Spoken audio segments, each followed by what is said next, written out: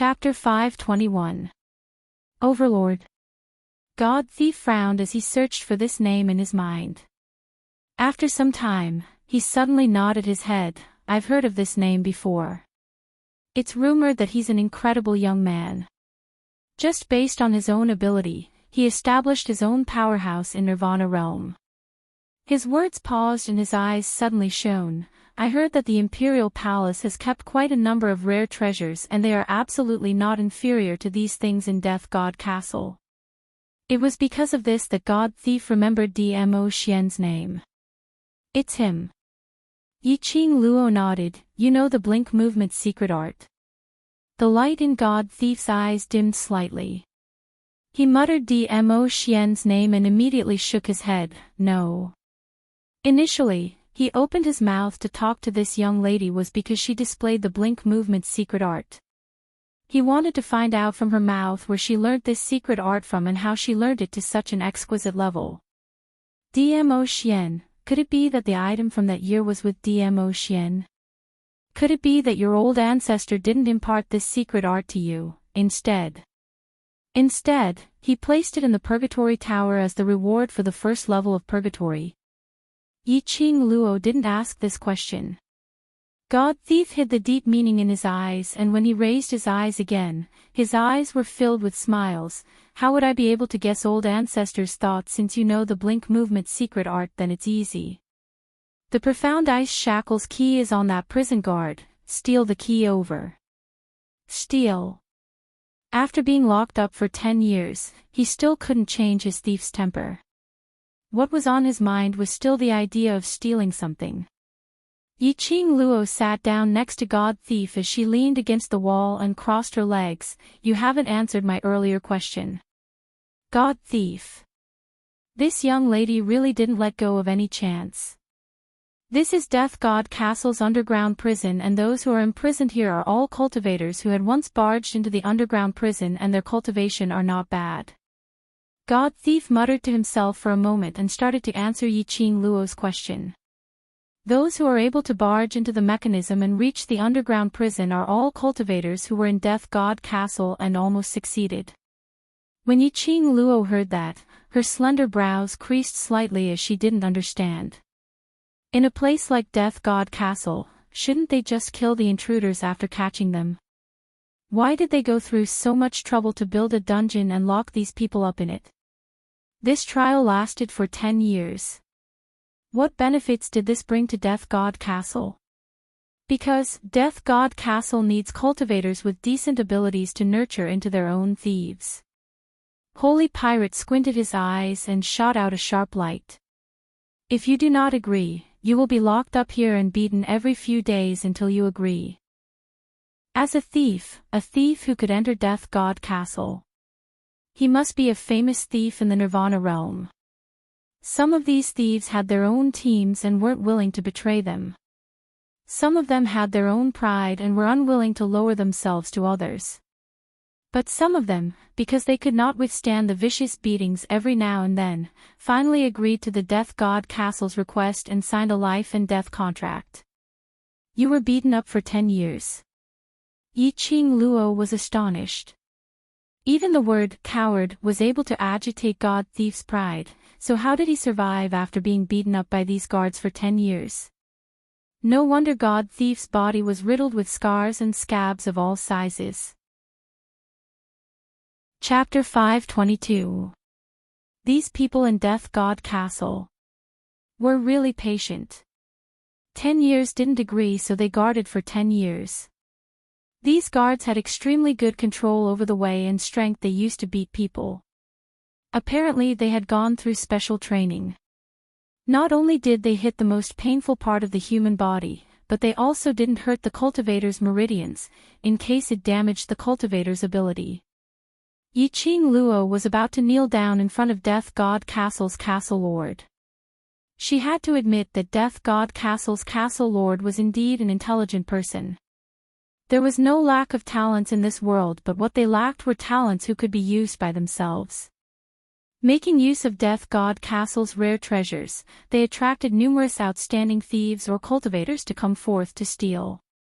Following that, they fell into Death God Castle's trap and were locked in the underground prison. If they were to submit and sign the life and death contract, it would be equivalent to selling their lives to Death God Castle for the rest of their lives. Death God Castle had established their own forces and were able to call on these thieves to search for rare treasures. Later on, they placed these rare treasures in Death God Castle as publicity. It was simply too profitable. But Yiqing Luo felt that by gathering these top exponents whose lives were in their hands, it was absolutely not just to contribute to Death God Castle. Death God Castle's castle lord should have an even bigger plot. As long as you undo the profound ice shackles, I naturally have a way to get out. God Thief had been keeping silent all this while and couldn't help but opened his mouth to urge, steal the guard's key and help me undo the profound ice shackles first. Are you sure? Yiqing Luo felt that it wasn't reliable no matter how she heard it. If God Thief really had a way to get out, would he still be trapped here for 10 years? Although so many years have passed, but I remember clearly everything regarding Death God Castle's internal affairs. God Thief said with utmost certainty. Yiqing Luo could tell that God Thief's self-confidence was swelling continuously. Forget it, she wouldn't tease him anymore. Even if God Thief had no way to leave, Yiqing Luo intended to bring him away. Towards those with ability, she admired them. Especially this old man who was renowned in the entire Nirvana realm 10 years ago and was given the title of God Thief. Yiqing Luo naturally had the intention to rope him in. The world group was currently in the development stage and those youngsters still needed more tempering to grow step by step. If God Thief was willing to stay in the world group, it would definitely be beneficial to the world group. There's no need to go through so much trouble to steal the key. If I'm not careful and get discovered by the guards, not to mention the key, even I might end up hanging on the wall like you. Yiqing Luo walked towards God Thief as her index finger curled up as she knocked on the profound ice shackles. It was cold to the touch, and it was suffused with streams of cold light. As expected of the mystical ice shackles that were recorded in the Rare Treasures record, this material, this strength, it was really indescribable. If it wasn't for the sake of saving trouble, Yiqing Luo really couldn't bear to destroy this profound ice shackles. Under God Thief's astonished gaze, Yiqing Luo's fingers shook as a red feather fan blossomed with a bewitching flame glow, as though a fire elf was dancing excitedly on her fingertips. The red light flashed and transformed into a pair of sharp red blades. Crack! The profound ice shackles broke. Holy Pirate's arms suddenly drooped. He lost the support of the profound ice chain as he laid limply on the pile of straw. For the past 10 years, other than being beaten up viciously or being brought to undergo brainwashing, God Thief had always maintained the posture of being hung on the wall with his hands stretched out. His body's functions had completely stiffened and numbed. God Thief laid stiffly on the ground and after some time, he finally moved his hands. Moving a little, his arms were very painful and weak. But no matter how he moved, he was still free. Chapter 523. Yiqing Luo's fingers clenched the feather fan tightly as she released another 2 sharp blades, slashing apart the restraints on God Thief's legs. God Thief's entire body tensed up as he trembled, as he kept on moving his body, trying his best to move his 4 limbs. He moved and propped himself up as he flipped over. He raised his hand up high and the dim light from the fire shone into his eyes through the gaps of his fingers. God Thief inexplicably felt a sour sensation at the tip of his nose, as his eyes turned moist and hot. How many years had it been? How many years had he been imprisoned for? Finally, he was reborn. God Thief's lips revealed a relaxed smile. Young lady, this weapon of yours is just too heaven-defying, to even be able to sever the profound ice shackles. No one was clearer than him on the might of the profound ice shackles. If it wasn't for the indestructible profound ice shackles, how could he possibly be trapped in this place for 10 years? However, this young lady had effortlessly swung her fan and swung it with ease. He thought that he had to wait for Yiqing Luo to steal the key before he could be freed. Yiqing Luo's expression didn't contain any excitement or agitation. She squinted her eyes slightly as it shone with a biting cold glint. God thief, I'm going to ask you a serious question. If we're discovered now, based on your current condition, will you be able to escape? God thief, who was lying on the ground, raised his hand up high as it drooped down weakly. That pair of sparkling eyes were fixated on Yiqing Luo. It's too late. Yiqing Luo's eyes flashed as she displayed that set of footwork, and her petite figure instantly burrowed into the straw. At the same time, a series of orderly and powerful footsteps were heard outside the prison cell. Immediately following that team of prison guards appeared outside the prison cell. God thief. We don't have time to waste with you. Today is the last time Castle Lord is talking to you. If you still don't know what's good for you, I'll take your life right now. The prison guard's rough voice bellowed out, and following that was the sound of a key opening the prison cell. Yiqing Luo hid in the straw as her back suddenly turned cold. Inexplicably, a dangerous and fatal feeling arose in her heart. Somehow she felt that the prison cell's temperature had dropped again, as though the air had been frozen into particles by the frost. Yiqing Luo's brows creased tightly as she heard someone walking into the prison cell. There was only the sound of footsteps. The guards didn't come in. Only one person came in, however, Castle Lord. The Castle Lord that the guard mentioned. Yiqing Luo didn't expect her luck to be so good. He had just saved Holy Pirate, and the next second, the mysterious castle master had appeared. The heavens really wanted her dead. Just the low pressure and cold air from the Castle Lord's entrance had already made Yiqing Luo sense a fatal danger. Yiqing Luo did not move at all. Through the gaps of the straw, she saw a tall and straight figure. Under the dim light, he looked slightly thin. This lord of the castle was extremely dangerous. Unfortunately, he discovered that the profound ice chains had been cut. If he wanted to escape with Holy Pirate, it would be as difficult as ascending to heaven.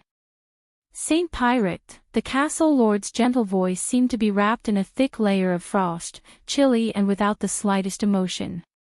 He stood in front of Holy Pirate. He quietly looked at Holy Pirate on the ground. There was no surprise, no panic. Silence. There was a deathly silence. The surrounding air seemed to condense even more intensely. Yiqing Luo felt that it was difficult to even breathe. This Castle Lord's aura was just too strong. Holy Pirate, who was lying on the ground, was cursing in his heart. This stinky brat didn't come earlier or later, but just when he had just touched his freedom. Stinky brat, I'm telling you, you. Chapter 524. Apparently, the Castle Lord's words weren't meant for God thief. Then.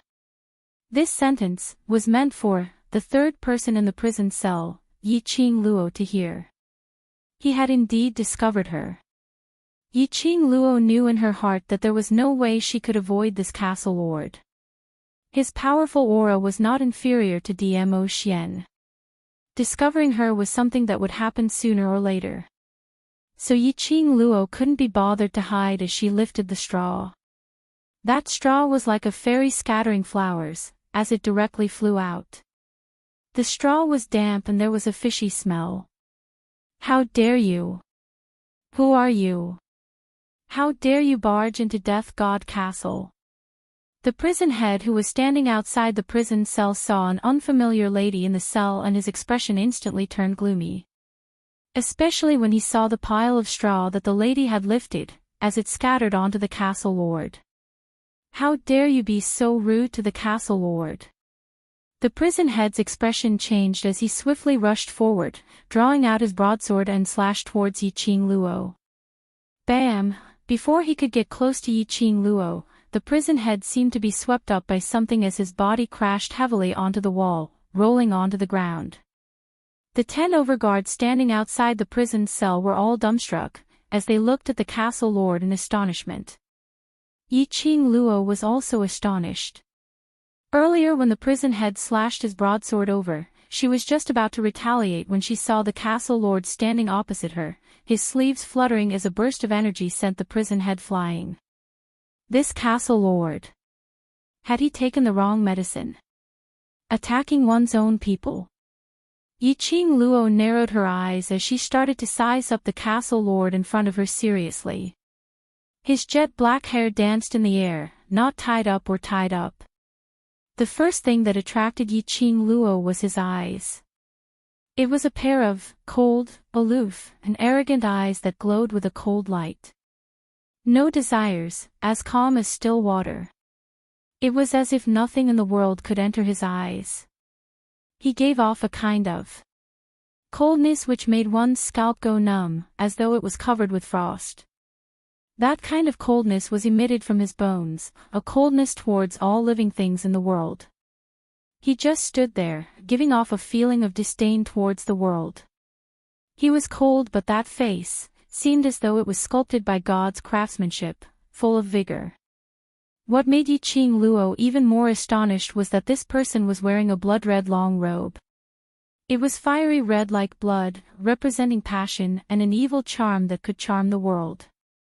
Such a cold youth was definitely not suitable for such a color. However, when he wore this red, he gave off a different aura. It did not feel out of place at all. Meeting his eyes, Yiqing Luo felt as though her entire body was wrapped in ice as she subconsciously shivered. You. Yiqing Luo opened her mouth, but her throat felt dry and uncomfortable. But Yiqing Luo discovered that when she opened her mouth to spit out a word, she clearly saw a sliver of faintly discernible light in that pair of castle lord's unperturbed eyes which seemed to have no focus at all. After some time, he didn't manage to wait for Yiqing Luo's next words. The lord of the castle frowned as a fierce look flashed across his eyes. Have we met before? Yiqing Luo frowned slightly and finally found her voice. He felt that this person's face was very familiar. He must have seen this person somewhere before. But at this moment, she couldn't remember. When he heard Yiqing Luo asking this question, a fierce look flashed past Castle Lord's eyes. He took large strides towards Yiqing Luo. What pounced on her was the cold arrogant aura which the Castle Lord brought. Yiqing Luo's heart shuddered as the alarm went off and she speedily retreated backwards. But her legs had not even moved a single step. That Castle Lord was already standing in front of her. Toes against toes. His loose black hair on his shoulders, because of the cold wind, floated onto Yiqing Luo's face. Chapter 525. Yiqing Luo wanted to retreat. Castle Lord stretched out his long arm and held her waist tightly without any explanation. Yiqing Luo's petite body turned stiff. Originally she thought that this young man was icy cold all over. But his palms and his chest were emitting a scorching heat. Yiqing Luo was fixed in his arms and she could even feel the two palms which were pressed against his chest, emitting waves after waves of powerful heartbeat. She wanted to struggle but her hands were held tightly by him, totally immovable. Let go of me. Yiqing Luo gritted her teeth. Damn it. Was this so-called Castle Lord really sick? If he was sick, go and seek treatment. What was he trying to do by taking advantage of her without any explanation? Yiqing Luo's struggle made the viciousness in Castle Lord's eyes intensified as the aura he was emitting turned even colder. As Yiqing Luo struggled, she raised her head and stared at him. Then she met a pair of eyes which were surging with raging waves. Sharp, cold and severe. It was filled with dense murderous intent. This gaze made Yiqing Luo shocked. Can't remember me. Castle Lord's arm which was holding her waist was extremely strong, as though he was going to break her waist. Yiqing Luo frowned in pain. She twisted her body uneasily but met with an even stronger restraint from the young man. What did he mean by this? Could it be that they had met each other before? Hey! Stinky brat, I'm the one who threatened that young lady to save me. Whatever you want to do, come at me, what's the point of hugging a young lady? God Thief, who was lying on the ground, climbed up with his stiff limbs. His body was wobbling. However, Castle Lord totally didn't turn his gaze over. Only a pair of deep eagle-like black eyes stared coldly at Yiqing Luo. Yiqing Luo's brows were tightly knitted and she wasn't able to answer his question, as he lost his patience and pushed her away in frustration. Yiqing Luo was suddenly flung out. The direction was towards God Thief. She staggered and knocked onto God Thief. Yiqing Luo immediately steadied herself and held onto God Thief as she pulled God Thief back by a step. This young man. The word dangerous was written on him. Yiqing Luo didn't feel that she was his match. If he wanted to escape with Holy Pirate, it would be as difficult as climbing up to the sky. Yiqing Luo. Castle Lord stared at her as his gaze grew deeper and clearer. Have you forgotten about me? His voice was low and deep, as cold as ice. But behind this coldness, there was a trace of bitterness. Resentment. This phrase flashed past Yiqing Luo's mind as she shuddered. This youth had called out her name. When on earth had she met him? From his tone, it seemed that they were very familiar with each other. Good, very good, you've really forgotten about me.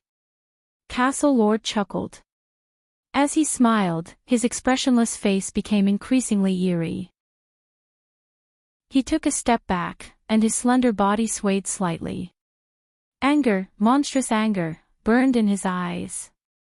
That pair of icy cold eyes was like an ice blade, fiercely piercing towards Yiqing Luo. You've forgotten about me, I'll let you think carefully, who on earth am I? The whirlpools in his eyes gathered into a storm. His words had just ended when his 5 fingers turned into an eagle and directly clasped onto Yiqing Luo's neck. Damn! He was indeed sick. He struck out as he said he would. Yiqing Luo's heart was in a great shock as she swept her feet and sidestepped his hand. At the same time, a feather fan appeared on her fingertips as it shot out an enchanting red glow, like a whirlwind, striking towards Castle Lord. Castle Lord didn't expect Yiqing Luo's reaction to be so swift, nor did he expect Yiqing Luo to strike out at him. Chapter 526. Castle Lord. When the guards at the prison cell's entrance saw that, they cried out in panic. A guard directly pounced forward, blocking in front of the Castle Lord. That whirlwind directly struck the guard's chest.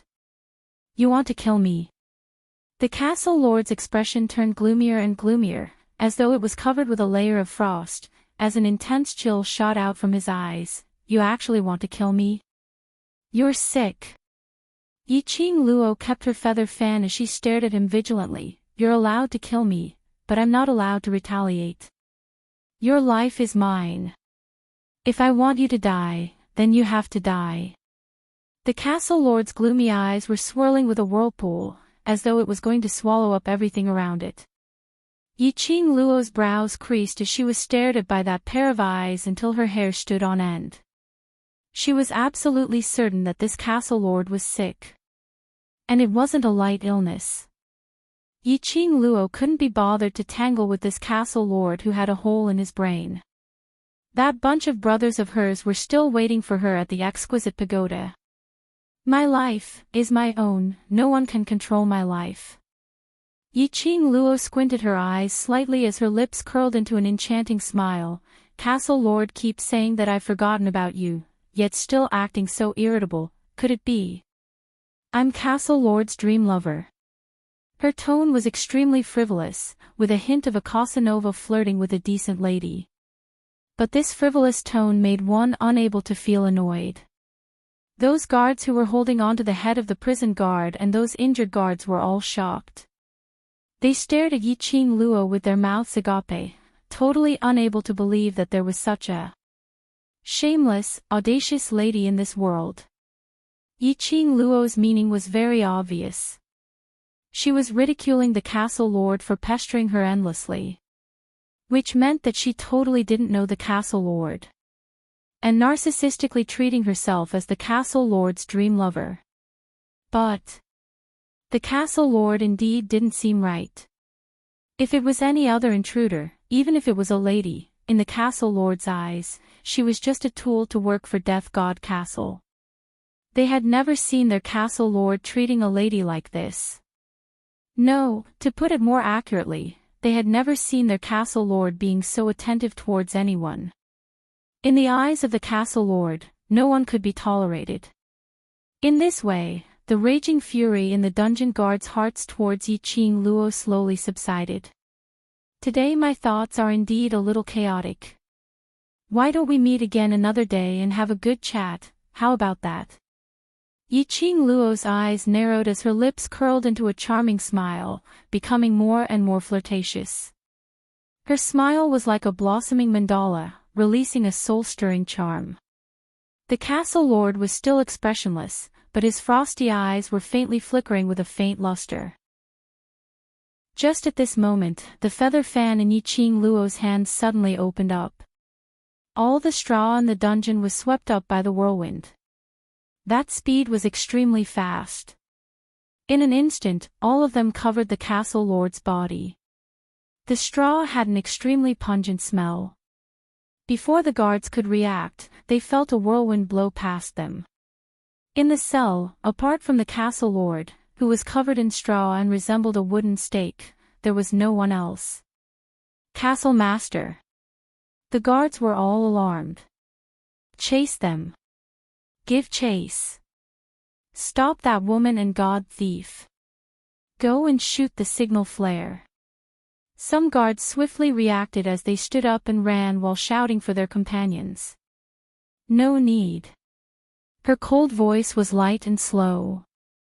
But it was filled with an irresistible charisma. The guards' footsteps halted. The guards who were surrounding the castle lord, helping him to sweep away the smelly straw on his body, were all stunned. Earlier when he was facing that young lady, he was fierce and evil, shouting for her to kill. Now, their castle lord intentionally let that young lady go. Not hesitating to let that young lady sweep his entire body with smelly straw. Chapter 527. Yiqing Luo brought God Thief along as she executed her blink movement, and in a blink of an eye, she teleported to the place where the guards were resting. Her sharp vision swept the surroundings, and very quickly, she saw a stone door in front of the guards' resting room. This should be the exit. She had not wasted her efforts to calculate the location of the guards' resting room in her mind. Yiqing Luo turned her head towards the direction of God Thief's locked prison cell and didn't hear any footsteps chasing up to them. She heaved a sigh of relief. Earlier when she led God Thief to execute his blink movement, she actually had no confidence. After all, she had only comprehended less than 20% of the blink movement's secret art. Just her alone blink movement was already a little strenuous. Bringing God Thief along to blink movement, the success rate wasn't high. But just as she condensed her profound chi onto the glower flame fan and swept up that whirlwind, preparing to pull God Thief along to try to execute her blink movement, God Thief's hoarse voice rang beside her ears. Listen carefully to the incantation that I'm going to recite. Direct the incantation towards your profound heart jade and combine it with your original blink movement's secret art. Without waiting for her reaction, a string of complicated incantation was transmitted into her ears. Luckily her memory was strong and her reaction was godly. At the same time when she heard the incantation, she swiftly recited the incantation and followed God Thief's instructions. She successfully brought God Thief along and teleported successfully. At this moment, Yiqing Luo had no time to ask God Thief why he knew the blink movement's secret art. Are you able to keep up with our current actions? Yiqing Luo glanced sideways at God Thief as she supported him and walked slowly towards the stone door. Although God Thief's limbs moved slightly, but after all he had been restrained for 10 years and his body's various functions weren't able to return to normal so quickly. Every single step he took was supported by Yiqing Luo. Yiqing Luo had already touched the stone door's switch. Seeing the stone door slowly opening up, revealing the pitch-black and strange secret passage. Yiqing Luo glanced sideways at God Thief, whose face was filled with embarrassment, and didn't say anything more as she directly squatted down in front of him. God Thief was stunned. After waiting quietly for a moment, Yiqing Luo became impatient as she patted his shoulder, quickly. If they chase up to us, none of us will be able to escape. God Thief's pitch-black face didn't show any emotions. He pursed his dry lips as his bright eyes sparkled with an unknown dark emotion. This little girl, why was it so different? You could have left me behind. Before he could finish his words, Yiqing Luo could no longer tolerate it as her body arched downwards, forcefully carrying his body on her back. God Thief obviously sensed that Yiqing Luo's breathing had turned heavier.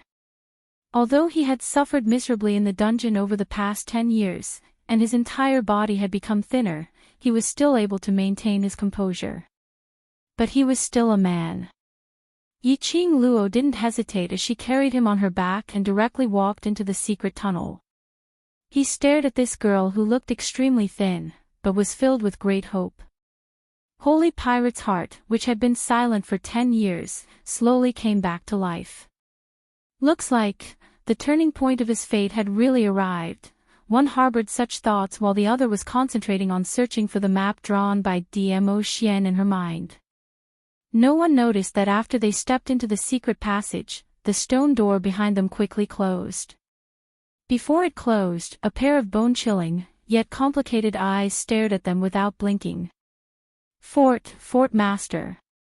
The guard beside him was so frightened that he couldn't guess what the Fort Master was thinking. The Fort Master's eyes were cold.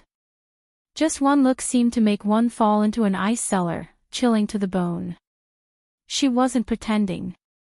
The way she looked at him was as though she was looking at a stranger. She had really forgotten about him. Had forgotten who he was.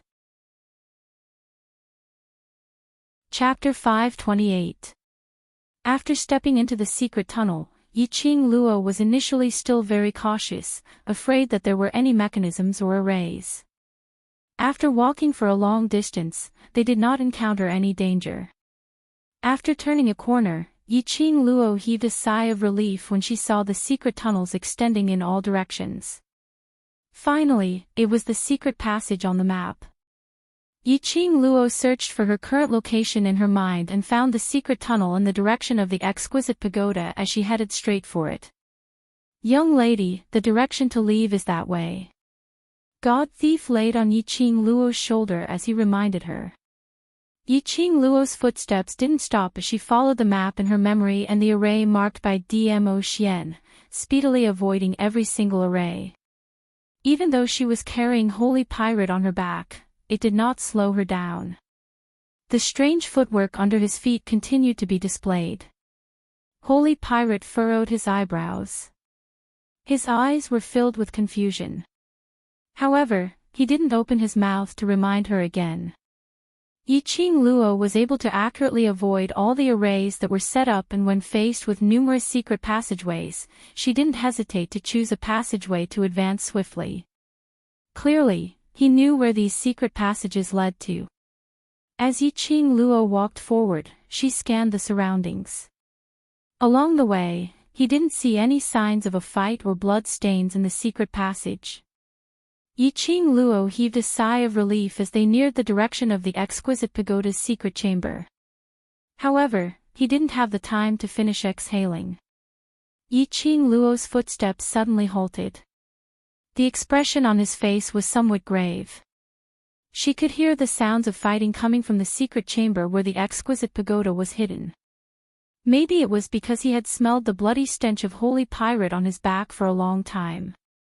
At this moment, the smell of fresh blood that seeped into his nose was extremely strong. Our brothers are in trouble. Yiqing Luo's pupils contracted as she increased her speed and directly rushed into the secret room. There were several luminous pearls hanging in the secret chamber. It illuminated the entire secret chamber. The secret chamber was already in chaos. The youngsters of the World Group were wielding their weapons as they battled with a bunch of cultivators dressed in green robes with mercenary group badges on their chests. Iron-blooded knights. Yiqing Luo saw the totem on the mercenary group badge. Wasn't he Yuchi Peng's Iron Blood Knight? There were quite a number of Iron Blood Knights, at least 40 of them. 30 over people were fighting with the World Group's youngsters. The remaining dozen or so people took out 3 interspatial bags and tossed all the rare treasures in the secret chamber into them. An interspatial pocket was a magical artifact that was second only to an interspatial ring. Normally, a space pocket could only hold 100 items at most.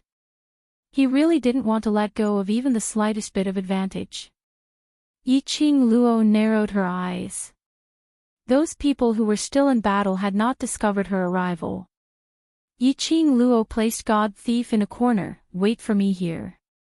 Saying that, Yiqing Luo clenched the feather fan in her hands tightly as she stood up and walked towards the World Group's direction.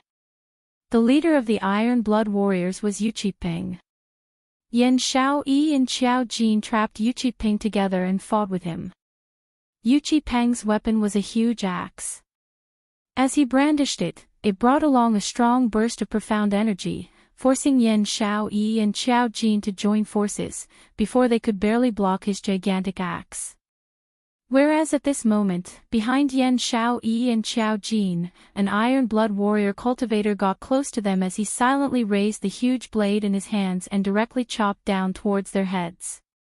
Yiqing Luo's expression congealed as the feather fan in her hands opened up and numerous iron wires flew out, directly coiling around the cultivator's neck. Her fingers clasped the feather fan tightly as she pulled with all her might. The Iron Blood Warrior cultivator's body was flung towards Yuchi Peng. Chapter 529.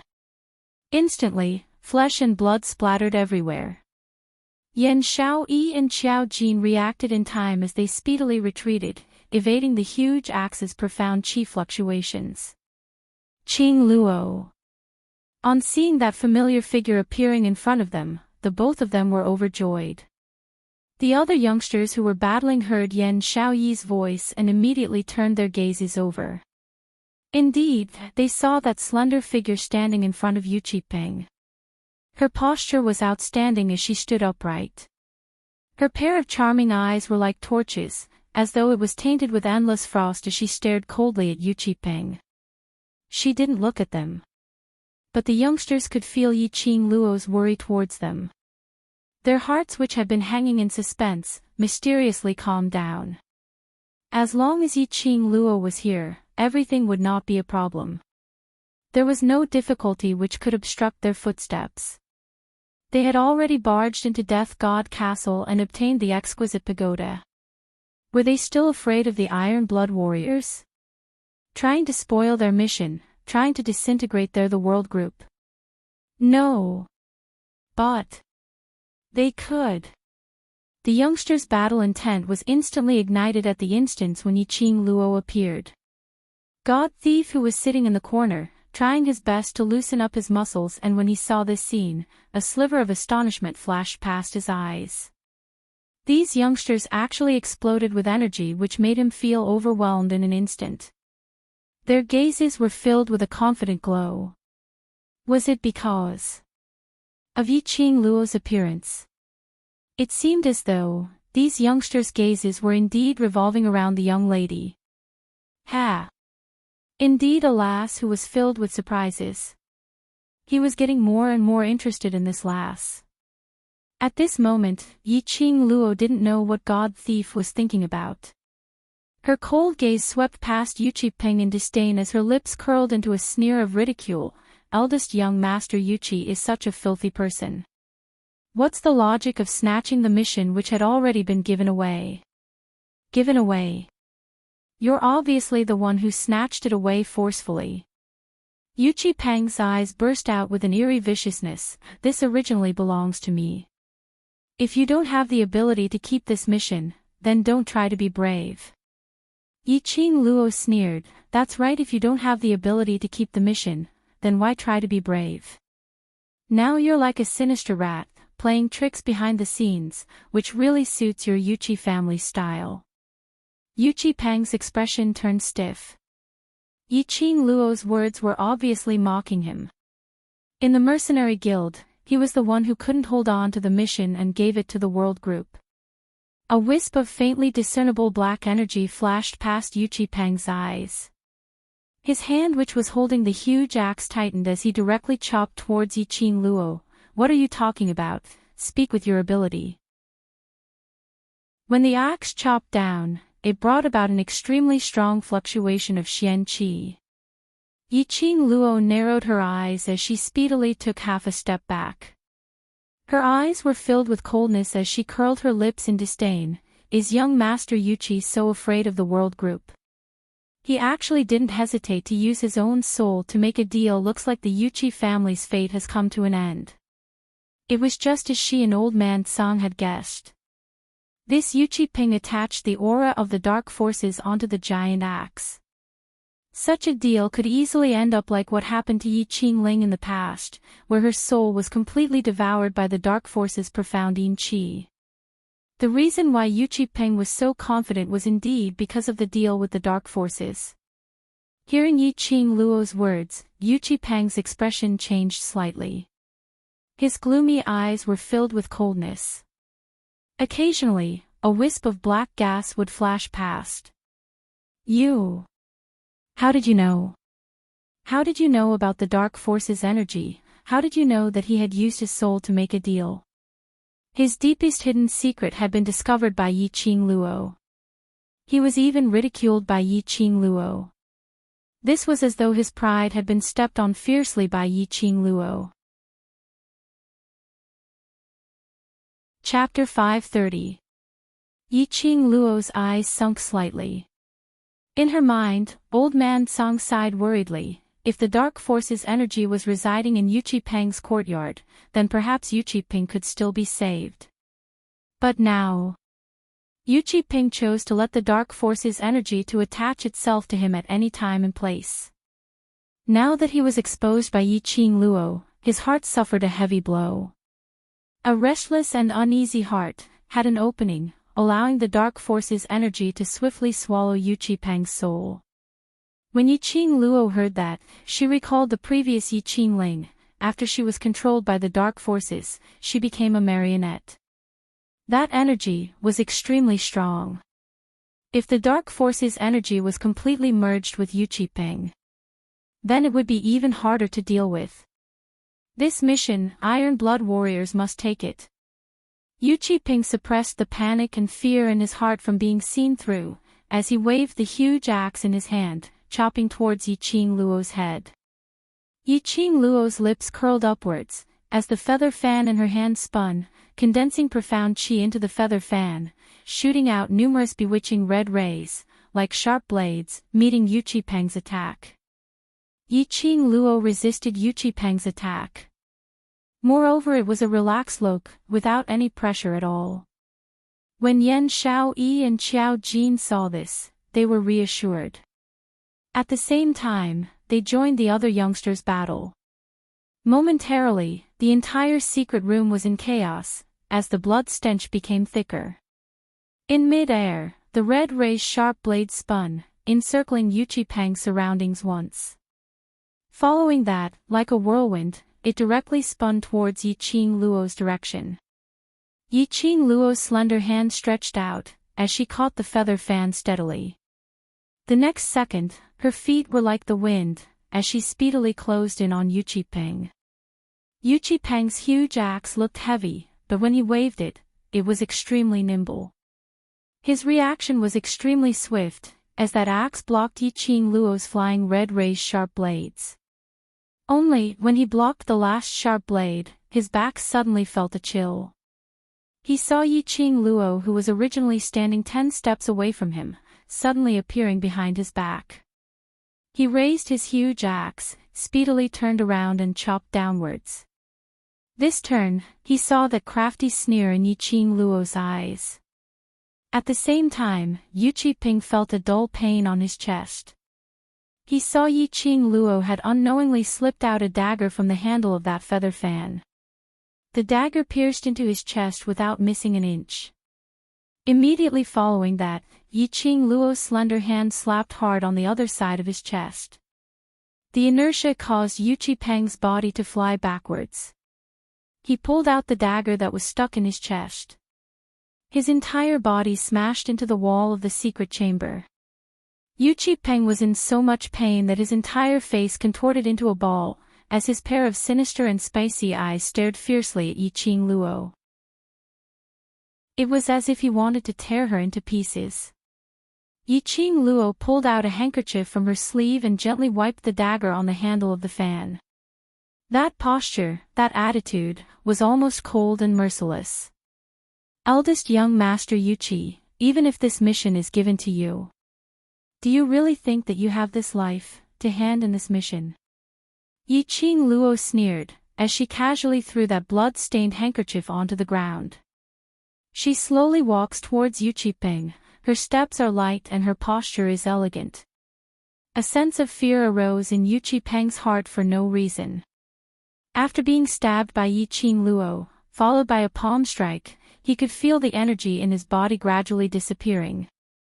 Yiqing Luo's stab was very accurate. It was just a finger's distance away from his heart.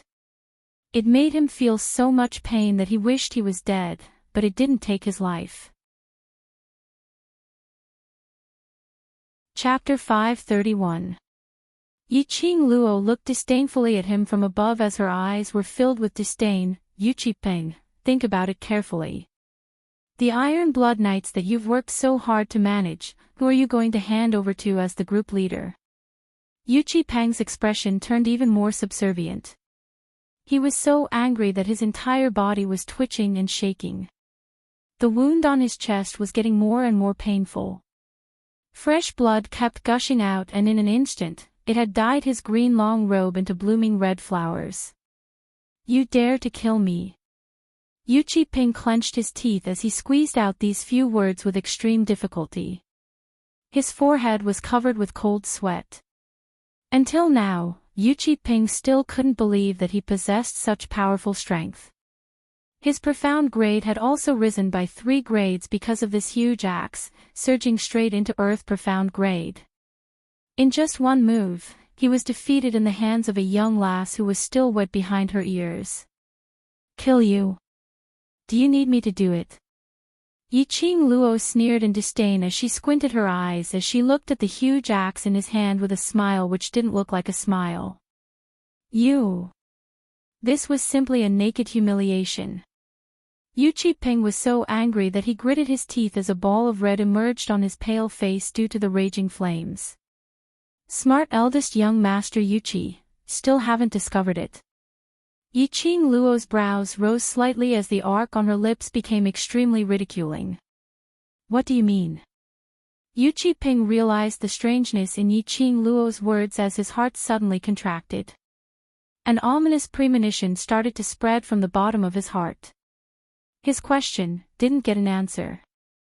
Yiqing Luo smiled lightly as that long and narrow eyes curled into an alluring arc. That pair of charming eyes was fixed on a certain spot. Yu Qipeng followed her gaze as he looked over. In a split second, his entire face turned as white as paper. His pupils widened as his entire body started to tremble uncontrollably. He saw the blood oozing out from his chest. Those drops of blood formed a bloodline and with an extremely fast speed, it flowed towards the huge axe in his right hand. Yu Qipeng's pupils continued to expand. What was going on? This huge axe actually sucked human blood. The surrounding Iron Blood Warriors cultivators and the World Group's youngsters were all stunned by this scene. They watched in disbelief as the densely packed bloodline spread out on Yu Qipeng's body. Making a deal with your soul doesn't mean that you will give your soul to the other party after you die. Yiqing Luo looked at his terrified and flustered look, watching him struggling on his deathbed as she laughed softly. Living souls are much more delicious than dead souls. What the dark forces want is the soul that you leave first. Yiqing Luo's slender fingers pressed against her lower jaw. Her curved eyes were filled with an enchanting smile. Save. Save me. Because of fear, Yuchi Peng's entire face was already distorted, looking sinister and terrifying. No wonder he felt his strength draining away so quickly. No wonder he felt like he couldn't muster any strength. You know, this is a soul exchange. You can definitely save me, save me. There was no one who did not fear death.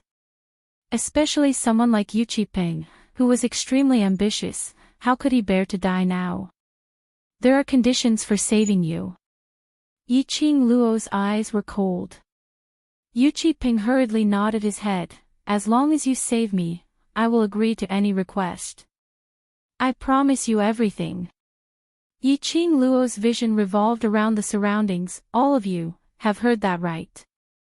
Those cultivators who were scared silly were now in a dazed state. Perhaps it was because Yiqing Luo's aura was too strong. When Yiqing Luo's gaze fell onto them, all of them subconsciously straightened their backs. Heard it. Yiqing Luo looked towards Emo Han Shang. Chapter 532. Emo Han Shang's identity was the most powerful proof. He wasn't afraid that Yuchi Peng would regret.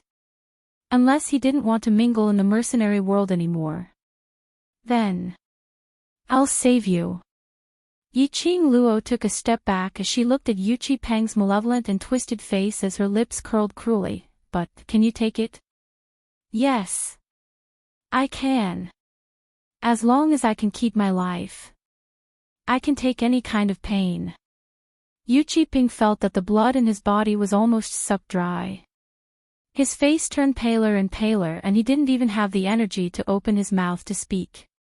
His heart was getting more and more flustered as he kept urging Yiqing Luo. Yiqing Luo squinted her eyes as her expression was calm without even blinking as she shook the feather fan in her hands. A red ray's sharp blade shot out. Ah! A miserable shriek was heard from Yuchi Peng's mouth. That hand which was holding the huge axe was directly chopped off. Fresh blood started to gush out. At the instant when his hand was chopped off, Yuchi Peng's energy which he had lost instantly returned to his body. He was in so much pain that he kept rolling on the ground. Iron Blood Warriors cultivators were all dumbstruck. Yiqing Luo actually chopped off their group leader's hand. But they didn't dare to say a single word. They were afraid of Yiqing Luo.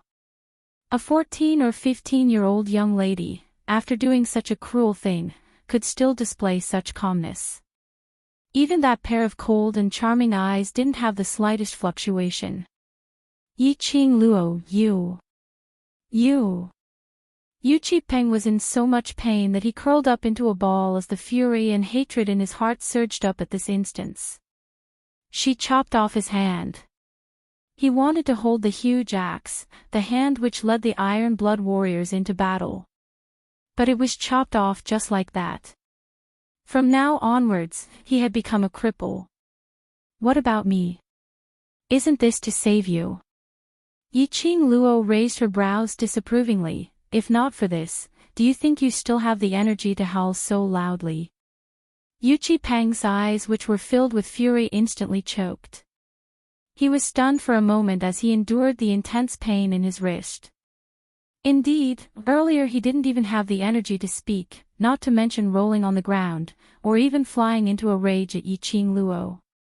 That feeling of his body being sucked dry, the feeling of his energy being sucked dry, had disappeared. But if his hand was chopped off, how would he be able to wield an axe in the future? How would he be able to enter the battlefield?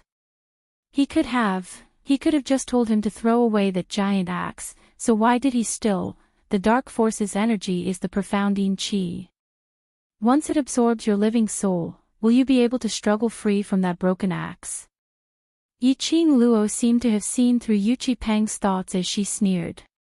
Even if she could really throw away that axe, Yiqing Luo would not say it out. She wasn't a kind-hearted person, and towards a person like Yuchi Peng, if she didn't teach him a lesson, it would truly make Nan Ping furious. What kind of place was Death God Castle? This was a place that made countless thieves tremble in fear. She could understand that Yu Qipeng wanted to take back the mission. But Yiqing Luo couldn't understand why Yu Qipeng actually started a fight with the world group in Death God Castle's secret room. If he triggered the mechanism, he would have the power of the dark forces to protect himself. But what about the others? Ever since Yiqing Luo had the idea of establishing a mercenary group, the world group's youngsters were her reverse scale. She had merely chopped off one of Yu Qipeng's hand, and that was already considered as being merciful. Yiqing Luo's half-squinted eyes were icy cold as her mind recalled the time when she was in the underground prison, seeing that sick castle lord as she shuddered. Chapter 533. Only then did the profound practitioners of the Iron Blood Warriors react. Fortunately, Yu Qipeng specially brought along 2 alchemists for this trip. They were pushed in front of Yu Qipeng, shivering as they helped Yu Qipeng to stop his bleeding and bandage him up. They also fed him quite a lot of medicinal pills. Under Yiqing Luo's urging, they tossed and turned for the time it took to brew a cup of tea.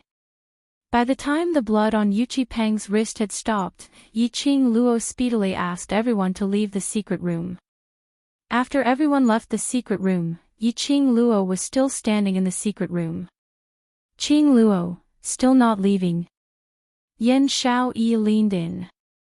But he saw Yiqing Luo walking to the side of the huge axe as she stared at that huge axe, half squinting her eyes as though she was thinking about something. On hearing that Yiqing Luo had yet to come out, Yu Qipeng hurriedly ordered the cultivator who was carrying him to rush into the secret room. What are you doing? Although Yiqing Luo had saved his life, but from the bottom of his heart, Yu Qipeng despised these brats who were still wet behind the ears. Moreover, he had always been suspicious of Yiqing Luo. Yiqing Luo didn't bother about Yu Qipeng as she slowly squatted down. Yu Qipeng then realized that Yiqing Luo wanted to take away his huge axe. Although the giant axe contained some dark force's power, the power was still there. To profounders, what they desired the most was strength. Yu Qipeng was the same.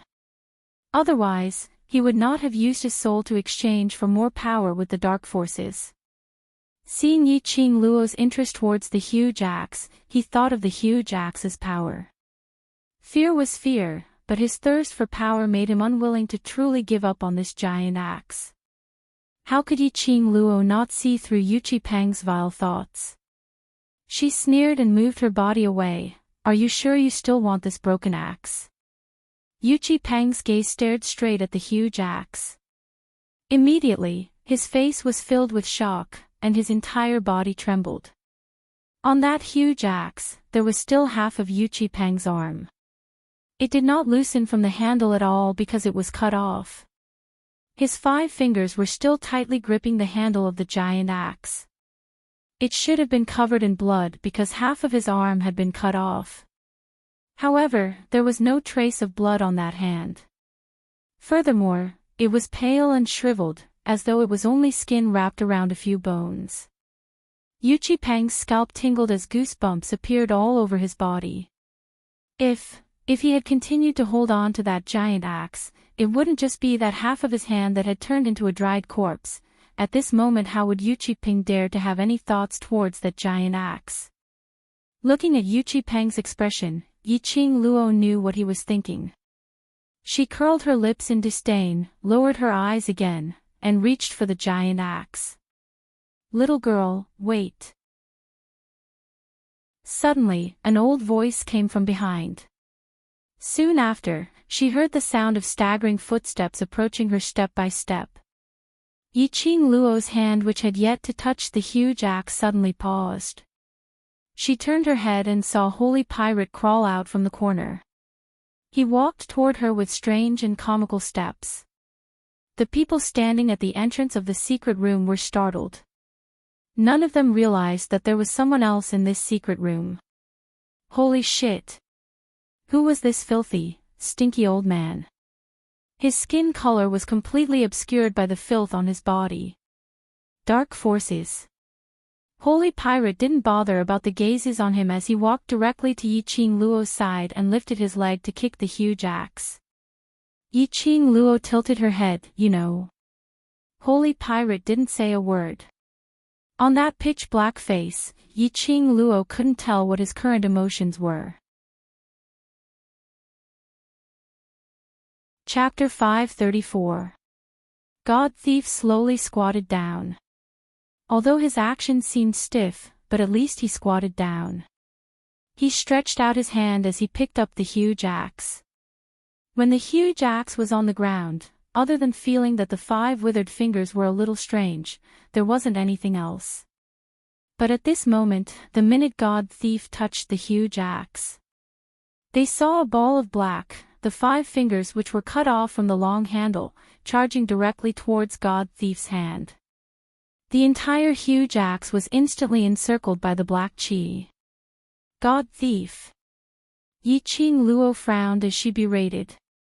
The feather fan in her hand swiftly waved towards that black chi. Wait a minute. God Thief's voice was gentle and calm. Yiqing Luo's action stopped abruptly. Her brows creased as she looked at God Thief in puzzlement. But she saw God Thief's finger flicking lightly and that ball of black chi seemed to have touched something terrifying as it speedily escaped. God Thief stretched out his other hand as he casually waved it on the huge axe. That ball of black chi was instantly dispersed. That half of the hand which was holding the long handle suddenly burnt into black ashes. A huge axe reverted back to its normal look. But, no matter how ordinary this huge axe's outer appearance was, but the scene of it forming bloodlines on Yu Qipeng's body, sucking Yu Qipeng's blood and then being enveloped by the extreme yin qi was still deeply rooted in everyone's mind. Keep it, we'll go back and research on it. God Thief passed the huge axe over to Yiqing Luo. Yiqing Luo was stunned as she immediately understood the reason why God Thief didn't allow her to touch the huge axe. After several rounds of understanding towards the dark force's energy, Yiqing Luo roughly knew that this gust of profound yin qi depended on something to survive. Which was also the so-called host. Just like Yu Qipeng in his courtyard, he would be attached to by the profound yin qi, but he couldn't leave the courtyard. And this huge axe was the same. The profound yin qi was attached to the huge axe, and if Yiqing Luo had directly touched the huge axe, the next host which the black chi would attach to would be her. Why was God Thief not afraid of this energy at all? Dealing with it, he still looked as though he could do it with ease. This wasn't the time to ask questions, so Yiqing Luo didn't ask any further. She received the huge axe and placed it into the profound phoenix ring, and with her back facing God Thief, she squatted down. Qiao Jin walked in. Qing Luo, let me carry him, you lead the way. Holy Pirate did not hesitate. He jumped onto Qiao Jin's back. Young and strong lads make people feel at ease. Little girl, if I let you carry me any longer, this old man's bones will be burned by your bones. Hearing God Thief's words, Yiqing Luo's lips twitched as she rolled her eyes and walked past the crowd as she walked to the front, preparing to lead the way. Suddenly, a sharp whistle rang throughout the entire Death God castle. The whistle was sharp, ear-piercing, and deafening. Those with lower profound ranks immediately covered their ears and screamed in pain. Yiqing Luo's expression congealed. It's too late, the castle lord has taken action. Castle master! Yu Qipeng exclaimed. He had previously inquired about this mission and naturally understood the situation in Death God Castle. The Castle Lord of Death God Castle had always been a legend. Some even felt that the so-called Castle Lord totally didn't exist. The Castle Lord, in Yiqing Luo's words, was it really the Castle Lord of Death God Castle? Qing Luo, did you see Death God Castle's Castle Lord earlier? Yan Xiaoyi's brows creased slightly as she recalled the scene where Yiqing Luo passed the map to her and left alone. Are you all right? Chapter 535. Everyone was astonished. Especially the World Group's youngsters, when they heard Yiqing Luo's words, they instantly became anxious. After all, in their hearts, Yiqing Luo was the strongest among them. Yiqing Luo's invincibility was deeply ingrained in their hearts. He had totally forgotten that Yiqing Luo's profound grade was actually the lowest among the 20 over youngsters. Then what should we do? Qiao Jin turned around to look at the group of brothers behind him. In the Fort Master's territory, even if we wanted to leave secretly, I'm afraid it's impossible. Their whereabouts had been discovered. This also meant that as the castle master of Death God Castle, he could make use of the various formations or mechanisms in the castle to observe all of their actions. Yiqing Luo's fingers clenched tightly as her slender brows creased. Bring them along and follow the original route back. I'll attract them. No. No. This suggestion had just left Yiqing Luo's mouth when she was interrupted by Qiao Jin and Yan Xiaoyi at the same time. Yiqing Luo had already said that this castle lord was extremely dangerous. If Yiqing Luo was the only one who attracted the castle lord's attention, wouldn't that be pushing Yiqing Luo into the abyss of danger? Trust me, I'll be fine. Yiqing Luo summoned Shiju out from the pet space and flipped herself onto its back as she shook her head lightly. If we stay here, none of us will be able to walk out of Death God Castle. But after you guys leave Death God Castle, if I still haven't come out, look for Xian to save me. Yan Xiaoyi and Qiao Jin looked at each other. What Yiqing Luo said wasn't without reason. If they were to stay here, then no one would be able to leave Death God Castle alive. They might as well act separately.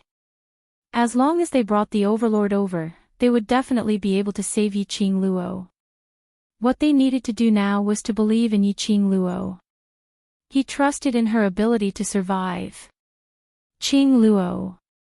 Qiao Jin eventually pursed his lips as he called out Yiqing Luo's name. Yiqing Luo turned around. We believe in you, so stay alive and wait for us, for His Majesty. The petite figure sitting on Shiju's back stiffened slightly. Trust. These two words, ever since she entered the devil class, she had heard it a few times.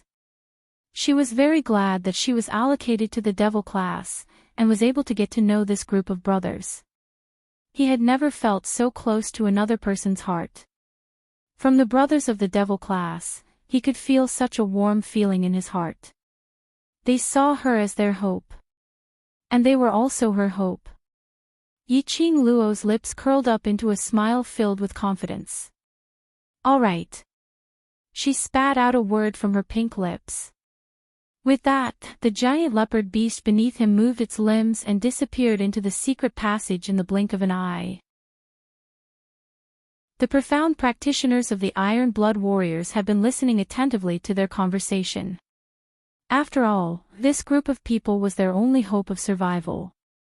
Then, when they heard them talking about asking Xian or His Majesty to save them, they were all dumbfounded. Dizun. Did they hear wrongly? How could these little kids be related to the high and mighty Dizun? But when he thought about it, these kids were talking to him about how to escape from Death God Castle.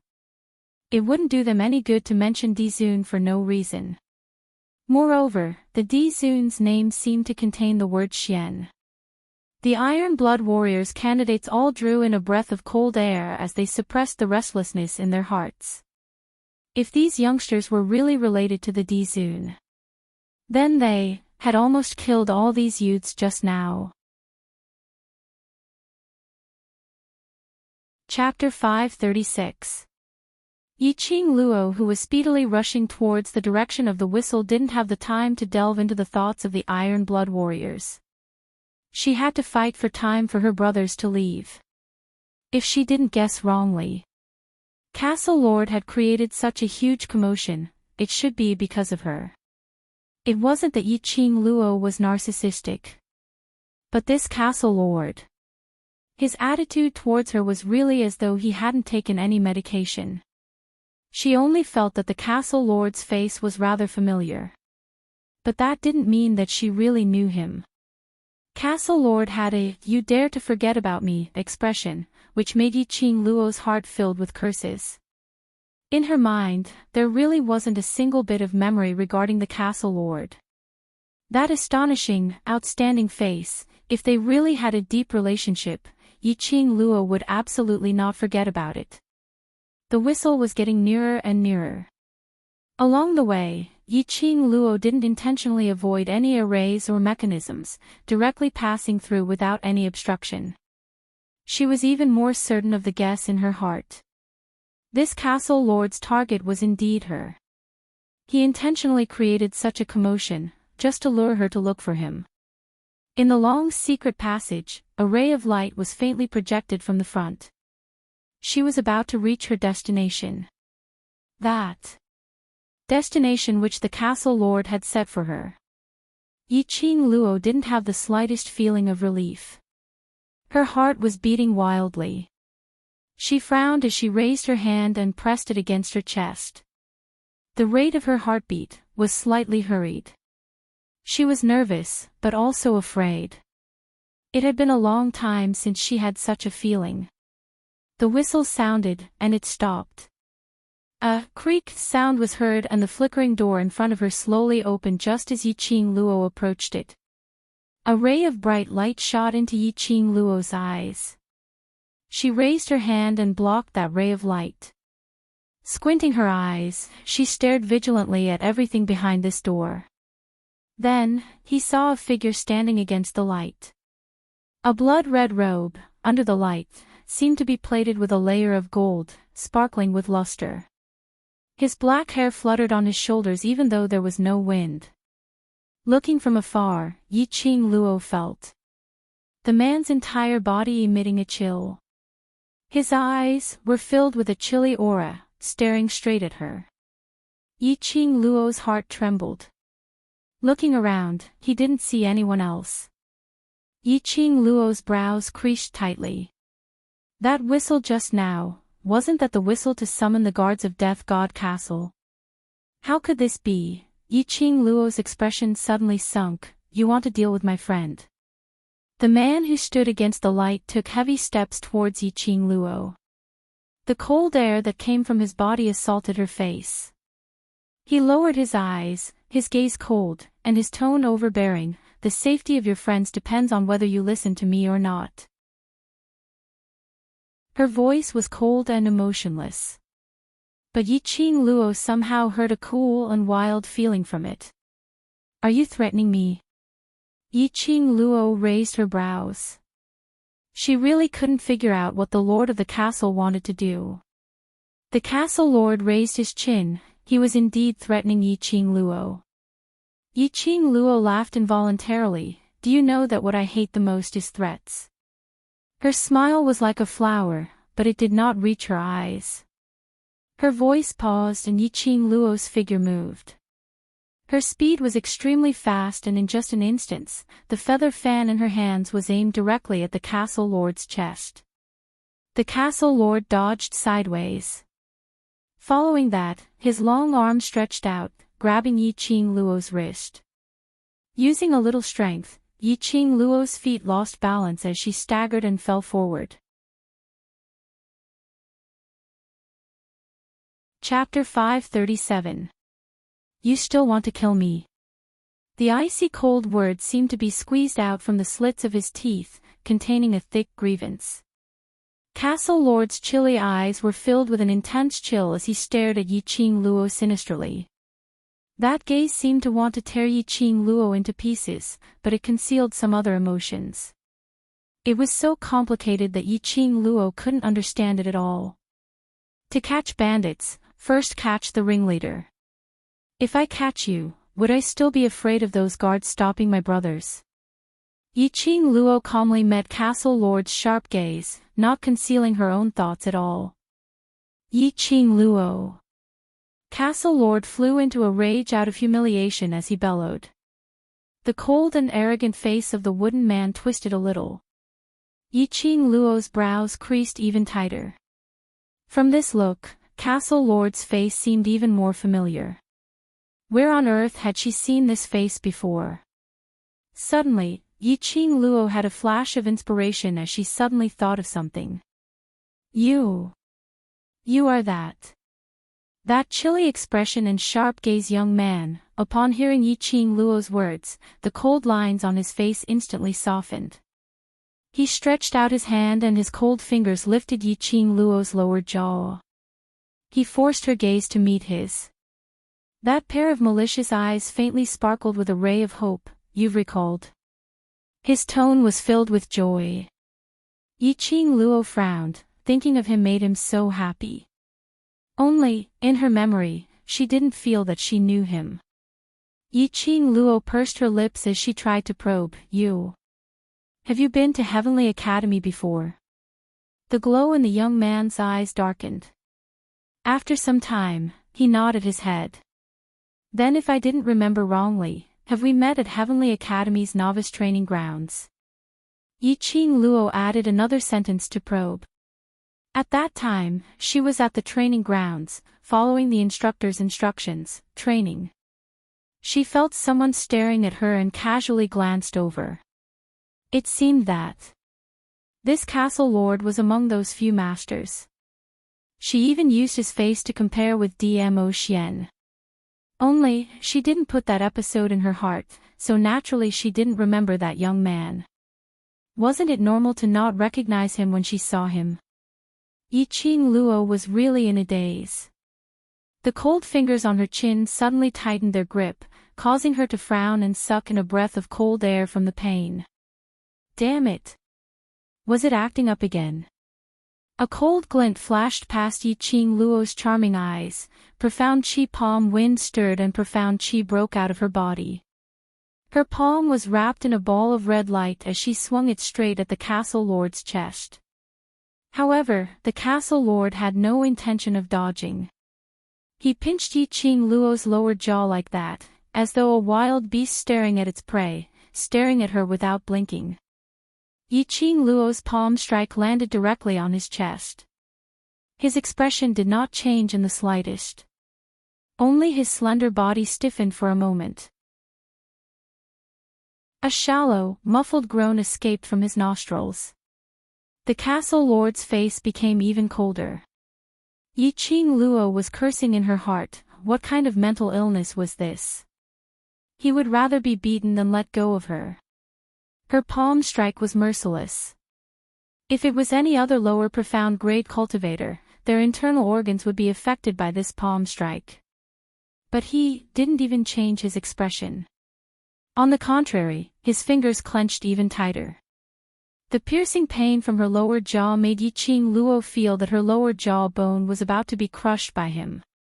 But this young man was stubborn, even if it was a head-on clash, he refused to let go. Yi-Ching Luo's reaction made the whirlpool in the young man's eyes surge even more intensely. His thin lips curled into an extremely shallow arc as he spat out a sentence coldly, "My name is Zhu Wu Axayan, from now onwards, you better remember this name." Chapter 538. In front of her eyes, that cold and aloof face gradually enlarged in her pupils. Damn it! Did the scene need to suddenly become so strange? What was going on with this cool mad battle style? Molesting her just because of a disagreement. Yi-Ching Luo's palm wind rose again. This palm strike of hers wasn't aimed towards the castle lord's chest. But it was directly aimed towards the castle lord's face. At the same time, she raised her leg and kicked towards the man's weakest spot.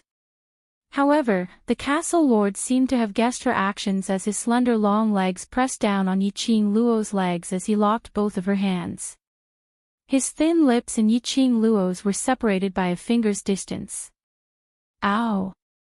A beast's cry was heard and immediately following that, a white figure flashed past. Yi-Ching Luo only felt something furry covering her face. The castle lord's hand left the restraint on her. His slender body took a step back. Yi-Ching Luo, who had released the restraint, speedily hugged the little furry ball on her face as she retreated out of the castle lord's attack range. Little 9.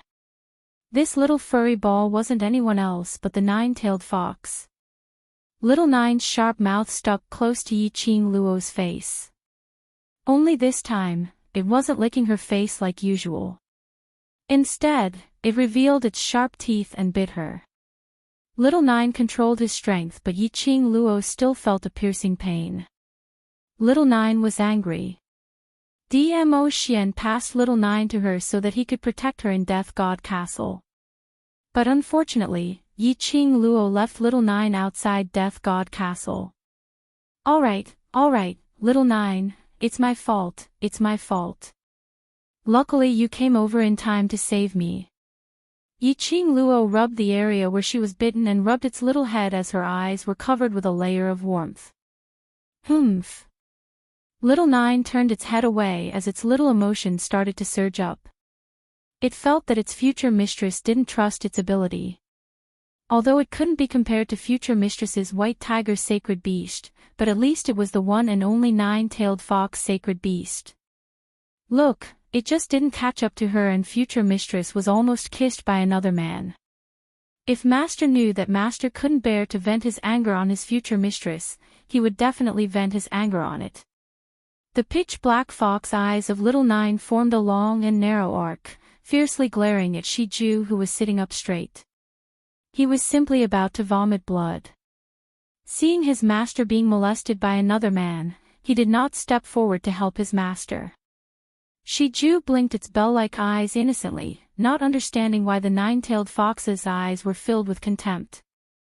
It raised its claws and scratched its ears, looking confused.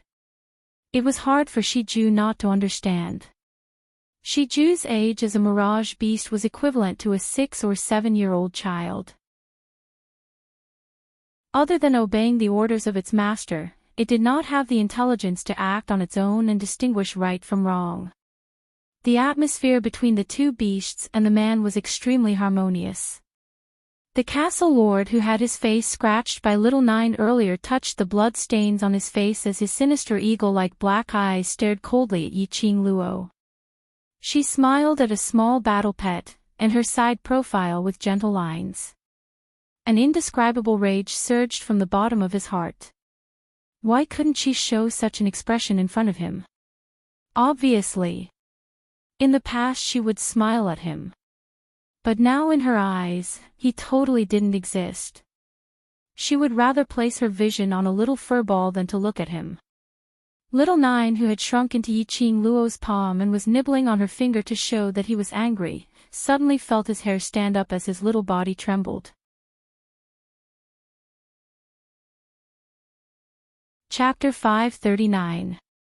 Yiqing Luo followed Little Nine's line of sight and realized that the castle lord was still standing by the side. Her slender brows creased slightly. What on earth are you trying to do? Remember me. 3 emotionless words came out of his mouth. Yiqing Luo was really about to throw up blood. Hadn't she already remembered him? Could it be that they had met before at the freshman training grounds? She really didn't have any impression at all. Wait a minute. Yiqing Luo suddenly thought of something as her slender brows creased even tighter. Zhu Axian. Zhu. Master Chu. Yiqing Luo's expression suddenly congealed as her eyes were filled with puzzlement. You are that Master Chu. Earlier, when she was forcibly molested by him, she didn't notice that Zhu Axian had said his own name. Now that she thought about it, she recalled that not long ago, Master Chu had sent his followers to send her medicine and pills. As well as the Elder Quarters Grand Elder who mentioned Master Chu. It was him. Yes. Zhu Axian replied decisively, I thought, you haven't forgotten about me. Yiqing Luo remained silent. In her memories, there really wasn't any memory of Zhu Axian. She had completely merged with this body and all the memories were clearly remembered in her mind. She was 100% sure that she really didn't know Zhu Axian. Had Zhu Axian recognized the wrong person? Yiqing Luo. While she remained silent, Zhu Axian took a step towards her. Little Nine, who was in her arms, instantly leapt onto the ground. A ball of dazzling light shone and Little Nine's figure became extremely huge as he bared his fangs and stared at this young man who was approaching his future mistress with ill intentions. Those 9 tails swayed as it blocked Yiqing Luo completely. Zhu Wuxian's footsteps halted as that expressionless face turned extremely ugly. His eyes overflowed with a thick murderous intent. How dare you! Yiqing Luo's expression sunk as her footwork moved and she dashed in front of Little Nine. Danger! This Zhu Wuxian was extremely dangerous. The murderous intent which appeared in his eyes represented that he really wanted to kill Little Nine. He was simply a lunatic. Yiqing Luo, follow me, I can let these people go. The lingering murderous intent in Zhu Wuxian's eyes slowly disappeared under Yiqing Luo's low growl. That pair of calm eagle eyes stared fixedly at her. Yiqing Luo frowned slightly. Go with him. Yiqing Luo was certain that she had never met Zhu Wuxian before. However, she definitely could not say that Zhu Wuxi might have mistaken her for someone else. Zhu Wuxian's emotions were unstable and he was temperamental, sometimes gloomy, sometimes expressionless, so Yiqing Luo really couldn't grasp his temperament. If Zhu Wuxi found out that he had recognized the wrong person, it was very likely that he would kill her without hesitation. The brothers of the world group would also suffer a calamity. She pursed her lips, feeling a little vexed. If she could be a little stronger, she wouldn't be afraid of Zhu Wuxi's power. This feeling was really depressing. She clenched her fists tightly as her mind raced, trying to think of a way to stall for time. As long as the world group's brothers left Death God Castle, she had the confidence to escape from Death God Castle. As the saying goes, the ancients have said, I am a girl who knows when to yield and when to stand tall. Her silence made Zhu Wuxian even more irritated and impatient. He might as well walk towards Yiqing Luo directly as his gaze was icy cold and malicious. Before Little Nine was able to stop him, Zhu Wuxian had already stretched out his hand towards Yiqing Luo's shoulder. Follow me. Yiqing Luo narrowed her eyes as she avoided his hand. Her body retreated by half a step, but she bumped into a thick meat wall. Chapter 540. This wall of flesh was extremely thick and warm, emitting a soothing sandalwood fragrance. That strong and powerful arm wrapped tightly around her waist. Yiqing Luo's heart gradually calmed down. Ah Xian, Yiqing Luo's eyes sparkled with joy as she swiftly turned around and threw herself into the man's arms. He actually came. It's Xiao Yi and the others, they're fine. Dmo Xian's large palm stroked Yiqing Luo's hair as his fingertips twirled a lock of hair, gently fiddling with it.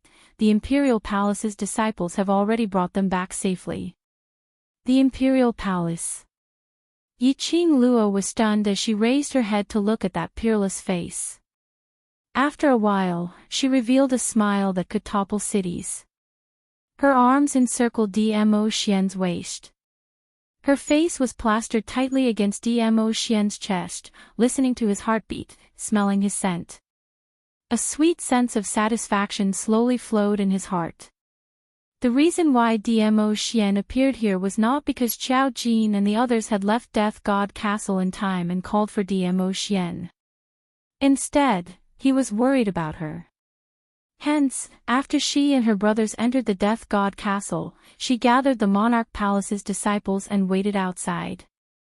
Dmo Xian let her do what she wanted to do, but unbeknownst to her, he had made preparations for the worst outcome. You don't blame me. Dmo Xian lowered his eyes to look at the little person in his arms as his lips curled into a faint arc. His eyes were filled with love.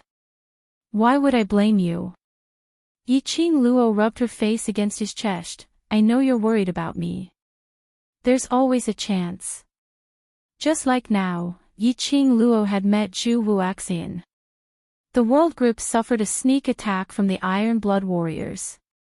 If Dmo Xian had not appeared, the situation today would be totally different. I thought, you don't want to rely on others. Dmo Xian's eyes were filled with tenderness as he hugged the woman in his arms tightly. Looking at her, Dmo Xian knew that she was not injured. Fortunately, she had protected herself well. He thought that Yiqing Luo would be angry. Because this unique girl wouldn't rely on anyone. Yiqing Luo's eyes were filled with gentleness as her heart was fiercely touched. She raised her head and met his long and narrow peach blossom eyes. Her voice was gentle as she said word by word, "But you're not someone else." Yes, she did not want to rely on others. Because in this world, the only reliable person was himself. However, Dmo Xian was different. She was willing to hand over her back to Dmo Xian and was willing to rely on Dmo Xian. This man would be her future husband.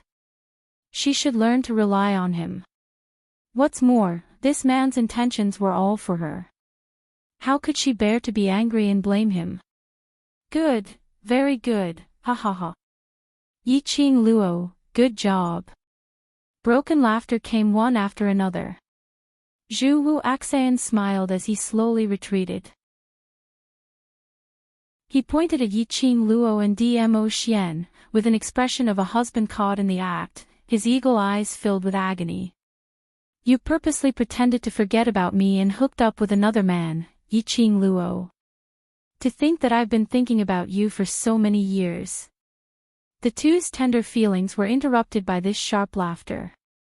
When Dmo Xian heard Zhu Wuxian's accusations, he lowered his eyes towards Yiqing Luo. Yiqing Luo had a puzzled look as she shook her head. So many years. Many years. What kind of joke was he cracking? She wasn't even 15 years old yet. Before this, based on her reputation as a waste, it was impossible for her to know such an incredible figure like Zhu Wuxian. Chapter 541. Zhu Wuxin, you, with Dmo Xian by her side, Yiqing Luo naturally had no worries. Just as he was about to tell her that Zhu Wuxin had mistaken him for someone else, he saw the youth in the red robe's sleeves flutter in the wind. A powerful burst of profound energy burst out of his body. Streams of profound energy turned into countless sharp blades. In an instant, the entire space was filled with cold light. Covering the sky and covering the earth, it shot towards Yiqing Luo and Dmo Xian's direction. Yiqing Luo's waist tightened as Dmo Xian grabbed her and swiftly retreated. Soon after, he lifted his sleeves and a powerful whirlwind instantly scattered those sharp blades. Boom boom boom, a deafening explosion sounded. Countless deep pits were blasted into the ground. Gravel flew in all directions, and smoke rose in spirals. Yiqing Luo was pulled behind Dmo Xian as her charming eyes widened, looking at this scene in astonishment. Just how strong was her man? Dmo Xian had never released his profound grade in front of her. She only knew that as the legend of Nirvana realm, Dmo Xian, who was revered by everyone, was very strong. But to what extent, she did not know. However, she knew that Zhu Wuxin was very strong. At the very least, if she were to fight with Zhu Wuxin, she would definitely not be able to gain any advantage. There was a high chance that he would be injured. Whereas under Zhu Wuxian's rage, he brought along a maniacal intent of destroying anything that he couldn't obtain. The profound qi that he released was actually suppressed back by Dmo Xian with a casual wave of his sleeves. It was enough to show that Dmo Xian's profound grade was at least one level higher than Zhu Wuxian. Zhu Wuxin also realized this point. He was forced to retreat a few steps by Dmo Xian's counterattack and barely managed to stabilize his footsteps. He narrowed his eagle-like eyes, and there was a cold glint in them. If he were to go all out, he might not be Dmo Xian's opponent. But, Zhu Wuxian's vision fell onto Yiqing Luo. Those deep eyes that were sealed in ice for 3 feet stared deeply at her. as though he wanted to use that layer of frost to seal Yiqing Luo completely. After a while, Zhu Wuxin clenched his fists. Forget it. Anyway, he had already found Yiqing Luo and he had waited for so many years, so a little while more wouldn't make a difference. One day, he would make Yiqing Luo admit personally that she remembered him. Yiqing Luo, you can forget about escaping from me. After saying this, the corners of Zhu Wuxin's mouth twitched coldly. With a leap, he disappeared from the secret room. That sentence was like an icy cold venomous snake, tightly coiling around Yiqing Luo. She couldn't help but shiver. Touching her own arm, she inched closer to Dmo Xian's arms, her face turned slightly gloomy. He can't be serious, right? You and him, I've only seen him once. Yiqing Luo didn't hesitate to interrupt his words and immediately explained, only when we were at the Heavenly Academy's freshman training grounds, he was on the second floor and I was on the first floor. We just took a casual glance and didn't even say a word. Dmo Xian lowered his head and gently caressed her face. I didn't suspect you. Yiqing Luo's gaze towards Zhu Wuxian was very unfamiliar. Especially when she heard Zhu Wuxin's expression as if she had caught her husband in the act, she was filled with helplessness and confusion. Dmo Xian naturally believed in Yiqing Luo's memory. If he had really met Zhu Wuxin and had a deep relationship with him, he would definitely remember him. It's good that you believe me. I also don't know why he's so certain that I'm the person he's looking for. Moreover, Zhu Wuxian had accurately called out her name. Her lower jaw was abruptly lifted up by Dmo Xian. Yiqing Luo's slender brows creased slightly. Her lower jaw was clasped by Zhu Wuxian earlier and it was still aching. Sensing Yiqing Luo's expression, Dmo Xian immediately released his hand.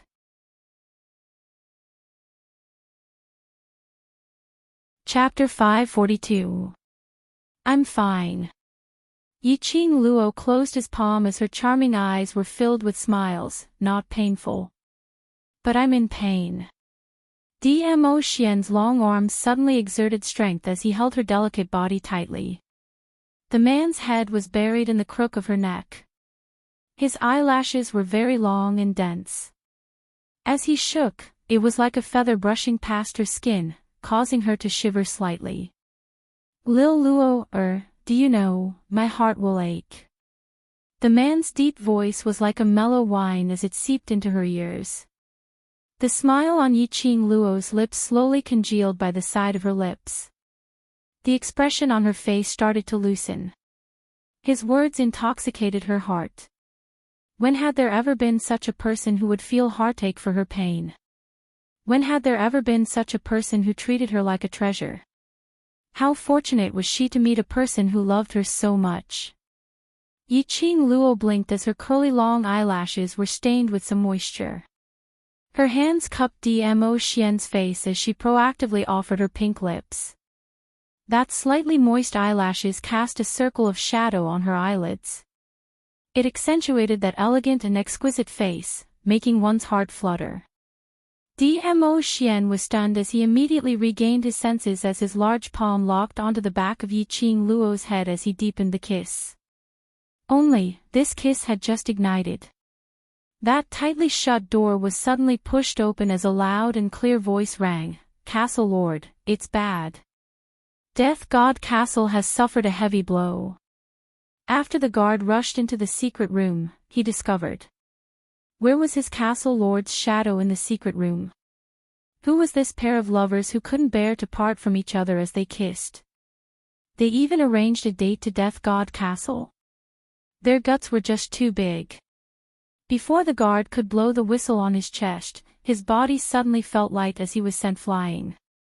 Dmo Xian's face was steely green as his discontented eyes were dyed black as he stared coldly at that guard. That damned fellow! He actually dared to disturb him and Lil Luo's tenderness at such a crucial moment. He finally waited for Lil Luo to take the initiative. At this moment, Dmo Xian even had the intention to kill that guard. Death God Castle was overwhelmed by the appearance of the Arch Palace's disciples. Yan Shao-yi and the rest took advantage of the chaos and successfully left Death God Castle with the help of the Imperial Palace disciples. This battle lasted for an entire 6 hours before it finally came to a stop. Whereas 6 hours later, Yiqing Luo and the others had already returned to the mansion. And in these 6 hours, the news regarding Death God Castle had already spread through the streets and alleys. It was said that Death God Castle suffered heavy casualties in this battle. However, the Emperor Palace's disciples didn't enter the Death God Castle to steal anything. After the fight, the Emperor Palace's disciples waved their sleeves and left. It was completely as though the Emperor Palace was purposely finding fault with the Death God Castle. Sitting in the main hall, Yiqing Luo couldn't help but laughed out loud when she heard the news that Xiao Jin had inquired about. Death God Castle was famous for its internal mechanisms and arrays. Those guards might have been considered experts in the past.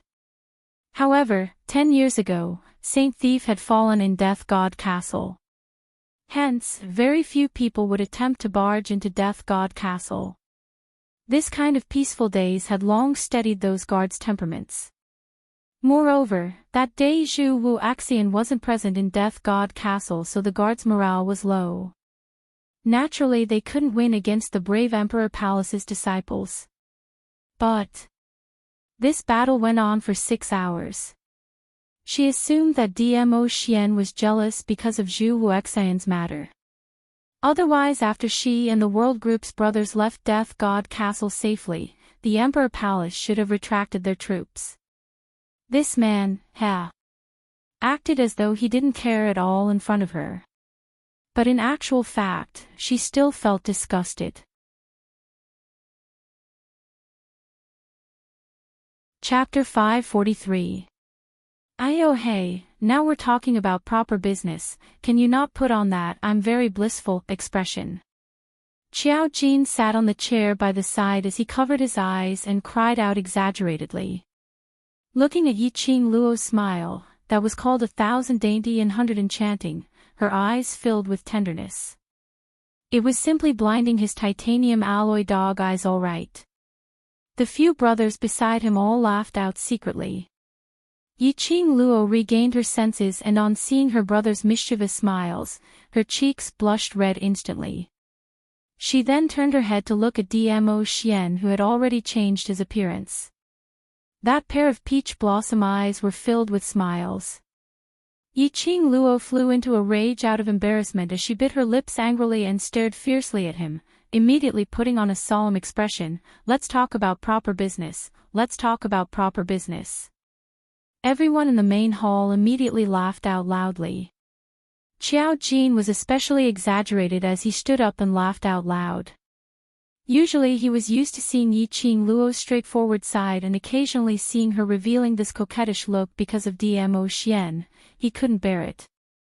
Everyone laughed out loud while Long Yunzhan, who was sitting beside Xiao Jin, was still expressionless as he stared coldly at Yu Qipeng, who was sitting opposite him.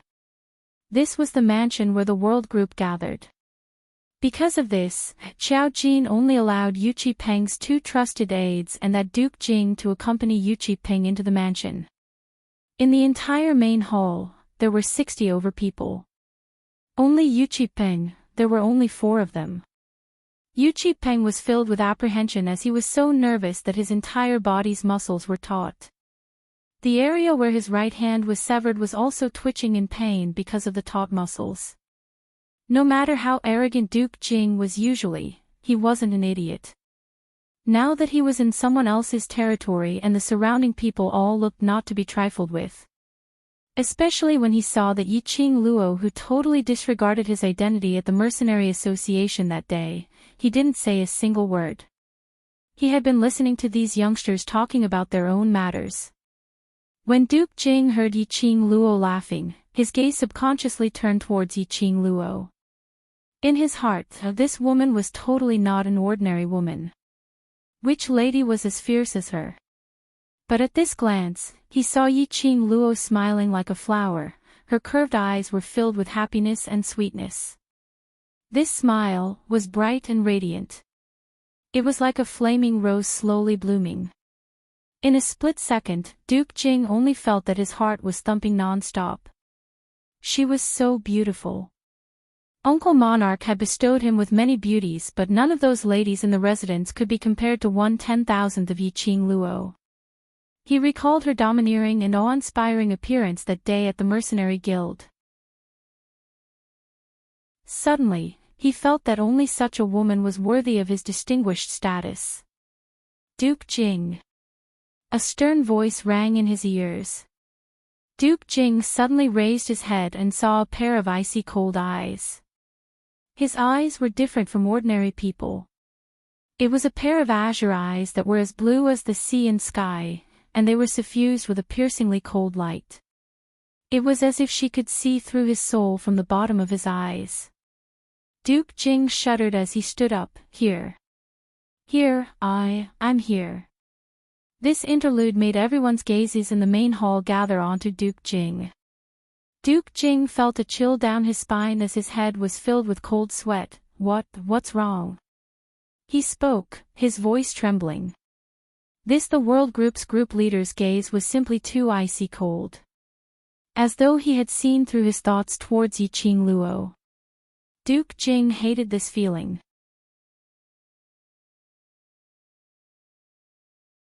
Chapter 544.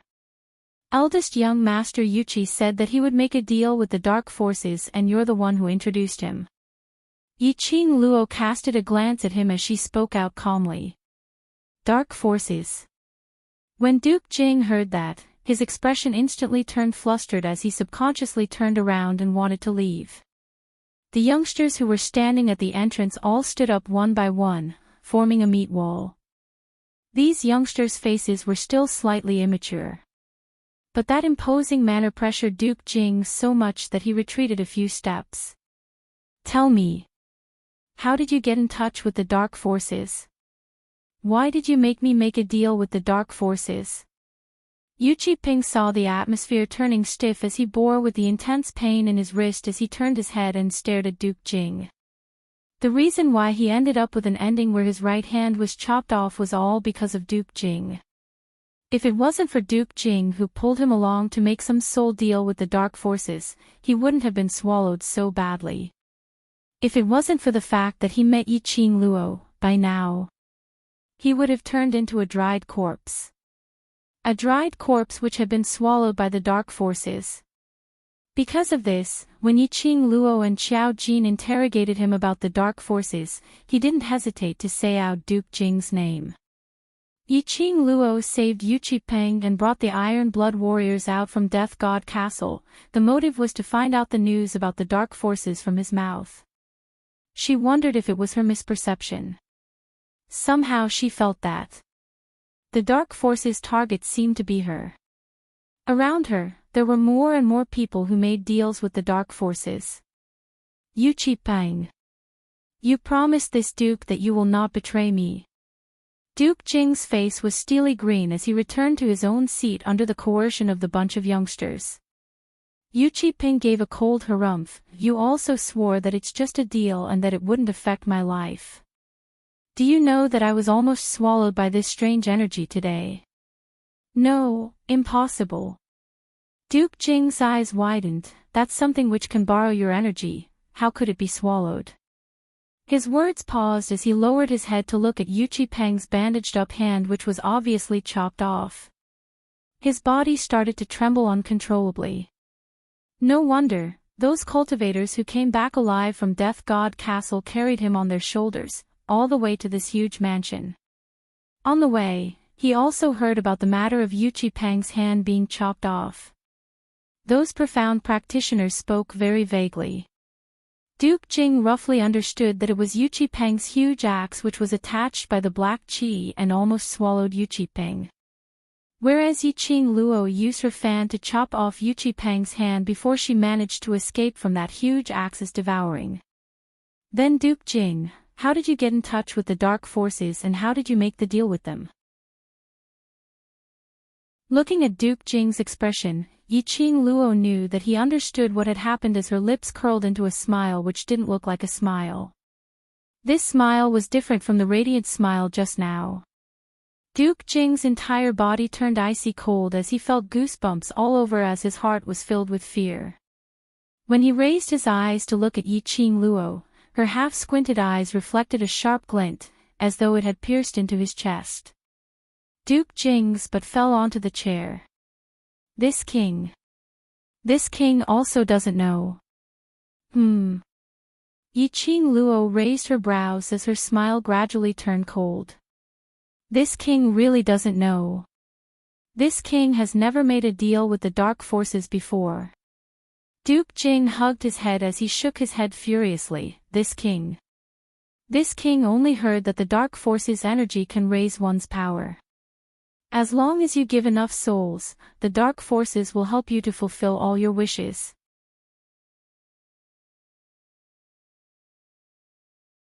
Chapter 545. As the old general's son, Duke Jing was later brought back to the palace by the monarch and was pampered endlessly. Although under the doting of the monarch, this general's son had become completely useless. But the bloodline of a general was still the bloodline of a general. Duke Jing assumed that since he was the general's son, he should have the same lofty sentiments as his father. Especially after hearing the evaluation of him from the people outside the palace when he was visiting women. Duke Jing wanted to make a name for himself even more, to prove that he wasn't a mediocre person, to fiercely slap those people's faces. It was also at this time that he met Yu Qipeng. After getting to know Yu Qipeng, he was infected by Yu Qipeng's lofty sentiments and persistence towards his dreams. He wholeheartedly treated Yu Qipeng as his own brother. Yu Qipeng also chatted happily with him. He thought that Yu Qipeng was talented, brave and intelligent. Even if he did not have the title of prince, he would still be able to become an overlord. The two of them hit it off immediately. He wanted to form a mercenary group together. Yu Qipeng was the leader and was in charge of everything on the surface. Whereas Duke Jing was in charge of the mercenary group's internal affairs, which was to be a money tree. Seeing the Iron Blood warriors getting stronger and stronger, Duke Jing seemed to be able to see himself standing at the highest level of the mercenary group, with a wave of his arm and tens of thousands of people responding to him. The hot blood in his heart was ignited by Yu Qipeng. He kept urging Yu Qipeng to establish a mercenary guild. But Yu Qipeng always used the reason that the current strength of the mercenary group was not strong enough and they were unable to upgrade the mercenary group in the shortest time possible to reject him. He watched as the predators grew stronger and stronger. There were already 5,000 of them, and they had taken over the market that the mercenary union had to pass through, becoming the local tyrant. Duke Jing was delighted with himself. Just as Duke Jing was anxious to establish a mercenary group to flaunt his ability to Uncle Monarch, Yu Qipeng finally nodded his head and agreed to head to the Mercenary Association to register the mercenary group. However, Yu Qipeng made a request. Yu Qipeng hoped to use Duke Jing's name to gather some earth profound and above cultivators with extremely fast speed, and to recruit a large number of thieves. He said it was for the development of the mercenary group. Duke Jing had always listened to whatever Yu Qipeng said. When he heard that it was for the sake of the mercenary group, he didn't think too much about it. Without saying a word to Uncle June, he set up a table at the entrance of the mansion and gathered the thieves and cultivators. It was at this moment that the dark forces came looking for them. It was a man wearing a black cloak from head to toe. The figure was stooped, and the voice was hoarse and ear-piercing. It was impossible to tell the gender of the black-cloaked man. The black-cloaked man directly invited Duke Jing, wanting to discuss a deal with him. The black-cloaked man told him that the reason why Yu Qipeng was looking for bandits was to enter Death God Castle and complete a mercenary group mission. If he was willing to use his soul as a trade, the black-cloaked man would give them enough power to complete the task and raise their profound rank. Yu Qipeng immediately nodded in agreement. He had always been bold and arrogant, thinking that with Uncle June around, the entire West Continent would have to give him face. Naturally, he didn't think that someone would lie to him. He was willing to use his soul as a trade to increase his strength and complete the mercenary group's first mission. Unexpectedly, the black-cloaked man rejected the deal on the grounds that his soul was too weak. Hence, Duke Jing brought Yu Qipeng over. As the eldest young master of an aristocratic family, Yu Qipeng had been nurtured as the future patriarch of the Yuqi family since he was young, so his soul power wasn't low. The strong all thirsted for power. Chapter 546. What? When Yu Qipeng heard that, he stood up in shock. As he was overly agitated, the chair beside his legs was overturned onto the ground. A deathly aura appeared on his pale face. After some time, he suddenly laughed out loudly. He laughed until his entire body was twitching as he stared at Duke Jing's eyes, but it was filled with sorrow and emptiness. Yi Qing Luo frowned slightly but didn't interrupt Yu Qipeng's crazy laughter. Until Yu Qipeng couldn't catch his breath from laughing so hard as he couldn't stop coughing. He coughed as his legs were unstable as he fell onto the ground. He didn't get up as he just laid on the ground with his four limbs spread out. Yi Qing Luo poured a cup of tea as she slowly got up and walked to his side, passing the water to him. Yu Qipeng, who was lying on the ground, didn't bother about the cup in front of him. His gaze was still empty as his lips curled into a smile. Do you know, the one who told me that the Mercenary Association would issue this high-grade rare mission that day, was someone from the Dark Forces. When he said that, the entire hall fell into a dead silence.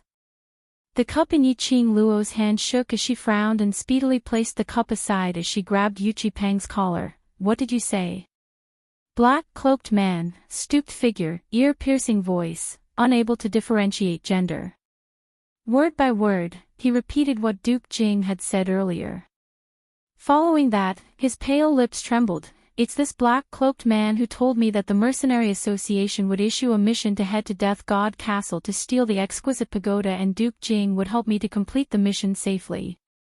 Didn't Duke Jing bring you to do a deal with the Dark Forces? Haven't you seen the black-cloaked man? Yi Qing Luo's brows creased suspiciously. Earlier Yu Qipeng's performance was that he totally didn't know what the Dark Forces were. Moreover, Yu Qipeng was the future patriarch of the Yuqi family. If he had seen the black-cloaked man and told him about this mission, why would he sign a soul deal with the black-cloaked man through Duke Jing? Based on Yu Qipeng's intelligence, he naturally knew that something was amiss. No. Yu Qipeng's left hand's fingers clenched tightly into a fist. The smile on his face slowly turned into pain. The thirst for power had blinded his eyes. It was also because he was too confident, believing in his own ability and also believing that under his influence, Duke Jing wouldn't have the guts to lie to him. He had never seen the so-called Dark Force emissary. Everything was done through Duke Jing. Everyone fell silent. Yu Qipeng was directly brought over from Death God Castle. After that, he asked the Iron Blood warriors to bring Duke Jing to exchange for Yu Qipeng. The two of them had no chance to collude in advance. After all, Yu Qipeng had always believed in the Dark Force's energy and had always believed that as long as the Dark Force's energy was attached to him, not to mention one Yi Qing Luo, even if 10 of them came, he wasn't afraid at all. Furthermore, Yu Qipeng's appearance did not seem to be faking it. When the words of these two people were combined, it was a huge conspiracy. Yi Qing Luo squinted her eyes as she stared at Yu Qipeng, whose face was ashen as she raised her voice. Jin Zi, arrange a few brothers to send eldest young Master Yu Qi and Duke Jing back to the Iron Blood warriors first. After Yu Qipeng and Duke Jing were sent away, Long Yun Zhan's dull azure blue eyes looked towards Yi Qing Luo. This Dark Force's motive is directed at you. Yi Qing Luo returned to her own seat and sat down as she nodded her head with a grave expression. I also have this feeling. Linking Yu Qipeng and Duke Jing's words together, it was obvious that there was a pair of invisible hands behind the scenes, pushing the development of the plan.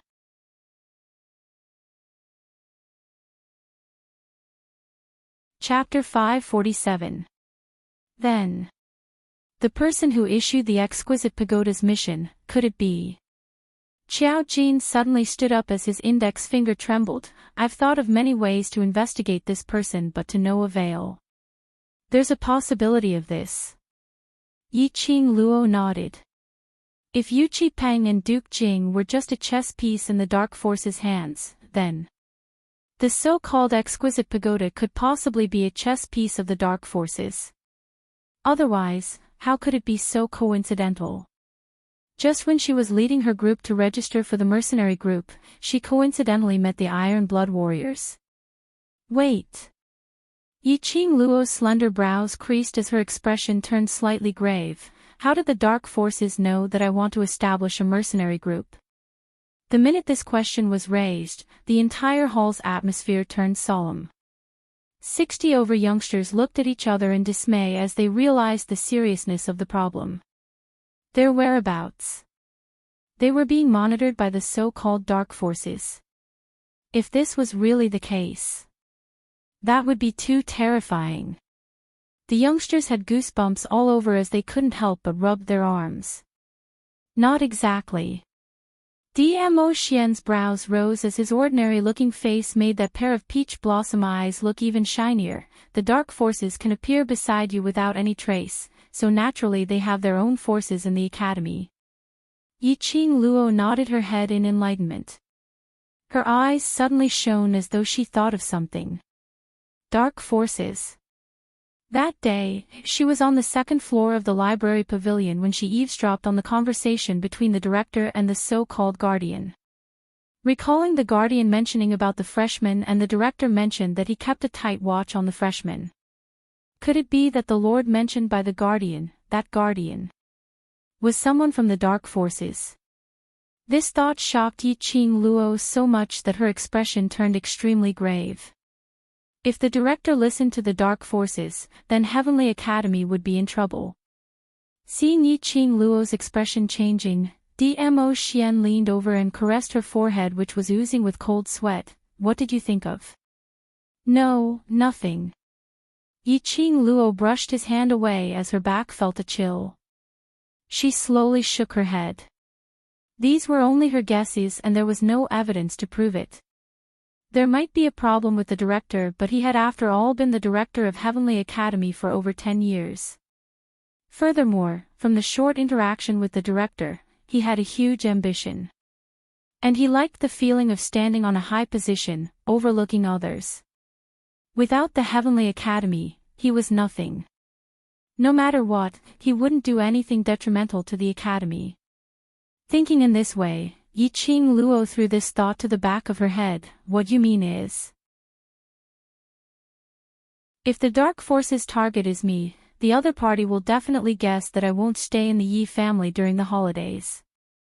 The Yi family had Yiqing Jian. Yiqing Qian had already made a deal with the Dark Forces. She had once mentioned in the Yi family that during the 3 days of holidays, she would be going out to play with the Devil class students. Presumably, Yiqing Qian would inform the Dark Forces of this news. The Dark Forces made use of Yu Qipeng's Iron Blood Warriors, just to let Yiqing Luo's group go against the Iron Blood Warriors. Then, did the Dark Forces know that the World Group were students from the Devil class? What was the purpose of the underground forces doing this? Countless doubts were surging in his mind. A large palm covered her head. Dmo Xian had unknowingly stood behind her, one hand on her shoulder, the other hand caressing her hair. The warm and thick palm, the soothing sandalwood scent enveloped Yiqing Luo.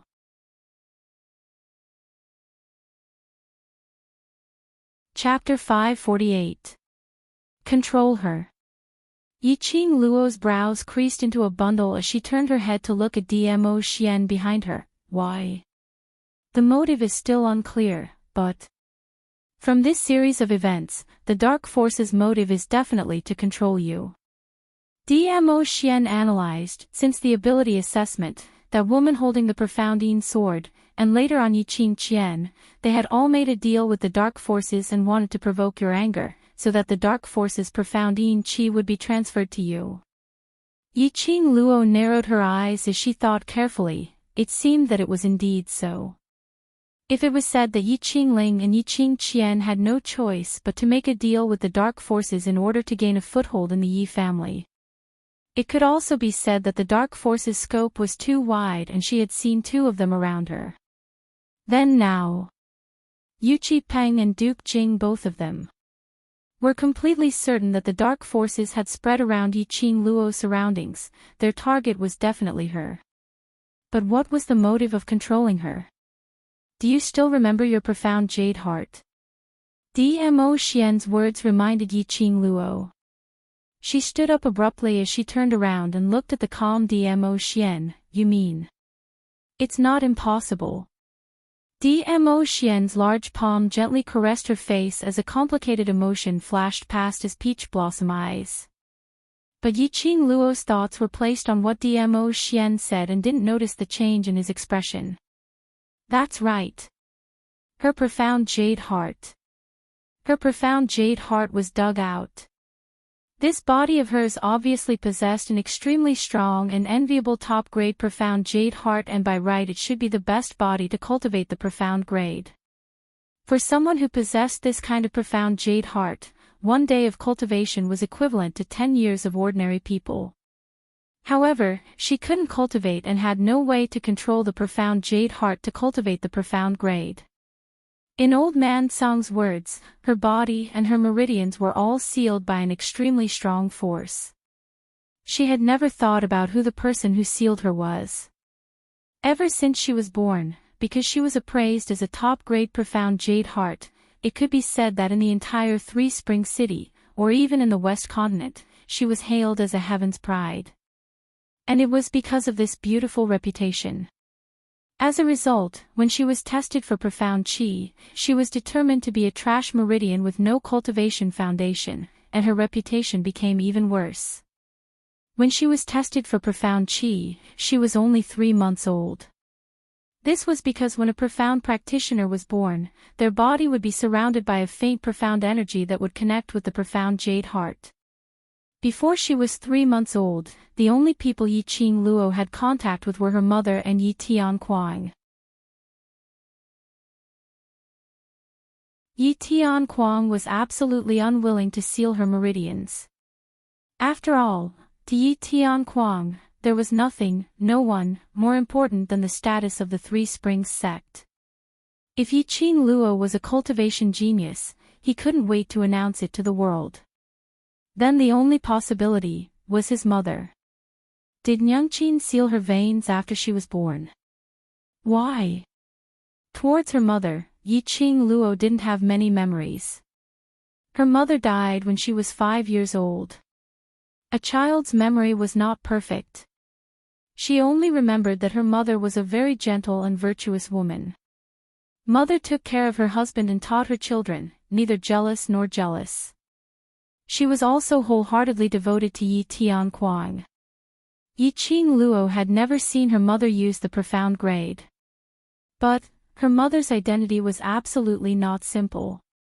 With Yi Tianquang's ambition, it was impossible for him to marry a woman without any status as his official wife. So much so that even after her mother passed away 10 years ago, she still retained her position as the official wife, and retained Yiqing Luo's identity as the D daughter.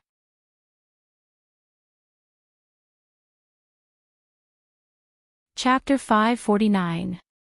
Most importantly, the 2 letters that his mother had left behind. The map and the 2 letters, as well as the letter left behind by his mother, all indicated that the map was extraordinary. How could his mother be an ordinary person? Although Yiqing Luo didn't have a deep memory of her mother, but Yiqing Luo knew that her mother really doted on her. It was very likely that her mother sealed her meridians to protect her. Yiqing Luo's hand slowly covered her own heart and she could faintly see that piece of jade-shaped crystal in her body. This place had once nurtured that top-grade profound heart jade. The goal of the dark forces was very likely to be that profound jade heart. Yiqing Luo suddenly had a feeling of understanding. The goal of the dark forces is this body of mine that nurtures the profound jade heart.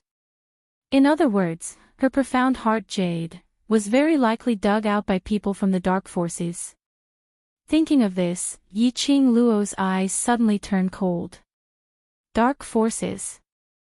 Very well, she would remember this.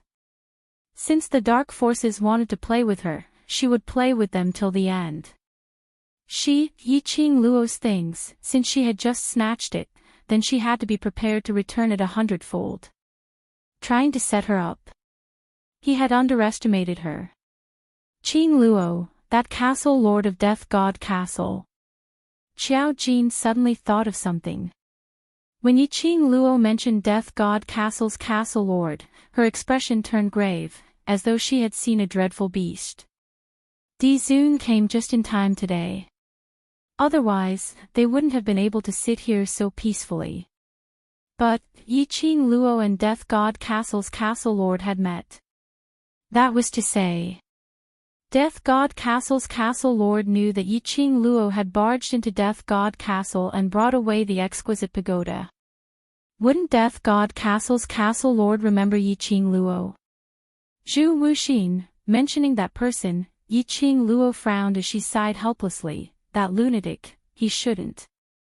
I'm here. Don't be afraid.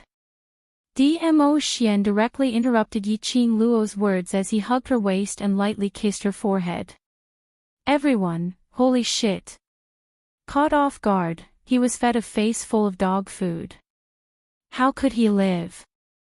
After resting for a moment, Yiqing Luo saw the 6 youngsters sitting on the ground in the courtyard. The surrounding youths looked at them enviously. Long Yunzhan led the remaining brothers and divided them into 3 teams. The first team accepted some low-level quests. One team would take on an intermediate quest or a low-level rare quest. The first team was personally led by Long Yunzhan to take on high-level missions. The process of this mission was surprising, thrilling, and exciting for these youths. It was completely different from the training and combat training they had in the academy. In the process of doing the mission, it was very likely that they would encounter all kinds of accidents, and they needed to deal with them according to the situation. Because of that, even though this mission wasn't long, it was still a great improvement for them. At this time, the 6 youths sitting in the courtyard were originally stuck at the mystic level, unable to advance. After this mission, they were promoted and immediately broke through the barrier of advancement. Especially when he followed Yiqing Luo into Death God Castle, that young man who almost fell into the swamp illusion was the most eye-catching. The space around the young man seemed to be burning. Balls of spiritual energy revolved around him unceasingly. Yiqing Luo's heart warmed up as she saw a black halo circling beneath the young man's feet, with 6 star patterns constantly lingering. Immediately following that, 2 more star patterns appeared indistinctly. Yiqing Luo's eyes flashed past a sliver of astonishment. He's actually going to advance by 2 grades. 2 grades.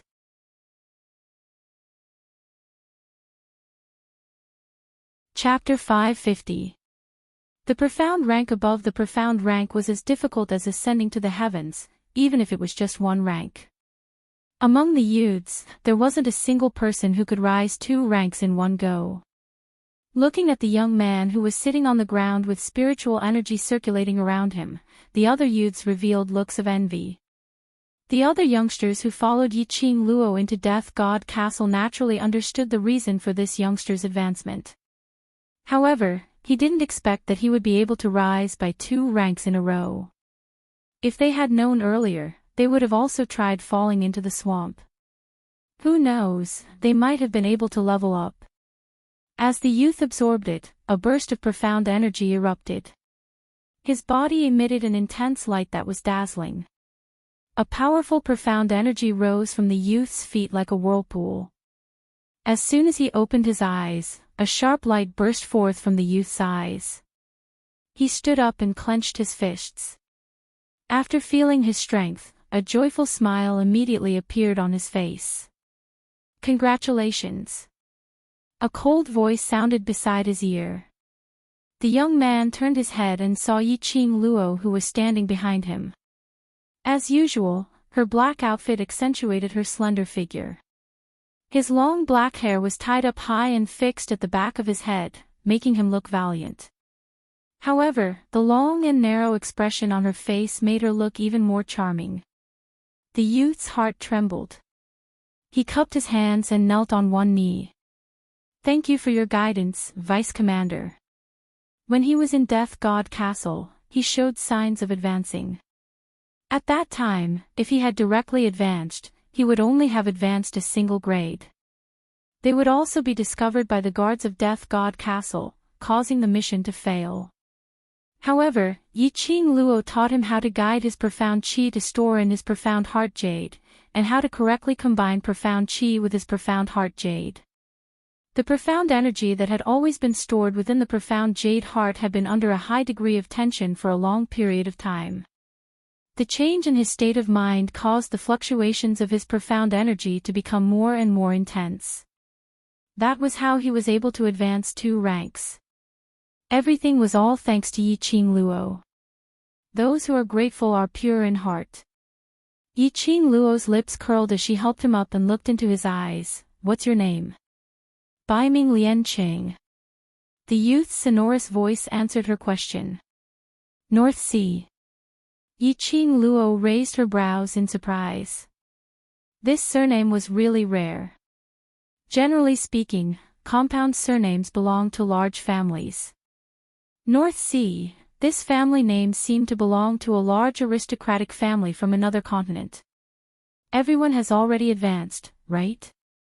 Now, we need to set off to the Mercenary Association to hand in the mission. Qiao Jin's excited voice sounded from the inner courtyard. Then, he walked out with a face full of smiles and Yan Xiaoyi followed behind him. Yiqing Luo nodded her head. Today, several teams had completed their tasks at hand. After completing the quest, it was best to hand it in as soon as possible. In case of any accidents. Among the training missions, the contents of the missions overlapped quite a bit. For example, for a low-level training mission, Mission A would require a certain medicinal herb from a certain place, while Mission B would also require a certain medicinal herb from a certain place. Because of this, mercenary groups would often fight over the items they needed for their missions. Yan Xiaoyi had already calculated, other than Yiqing Luo's high-grade rare mission, the other 3 small teams had completed 7 low-grade missions, 3 intermediate-grade missions and 1 high-grade mission. In total, there should be about 20 to 30 points of mercenary group honor points. Coupled with the high-grade rare mission reward in Yiqing Luo's hands, they could directly upgrade to a bronze plate mercenary group.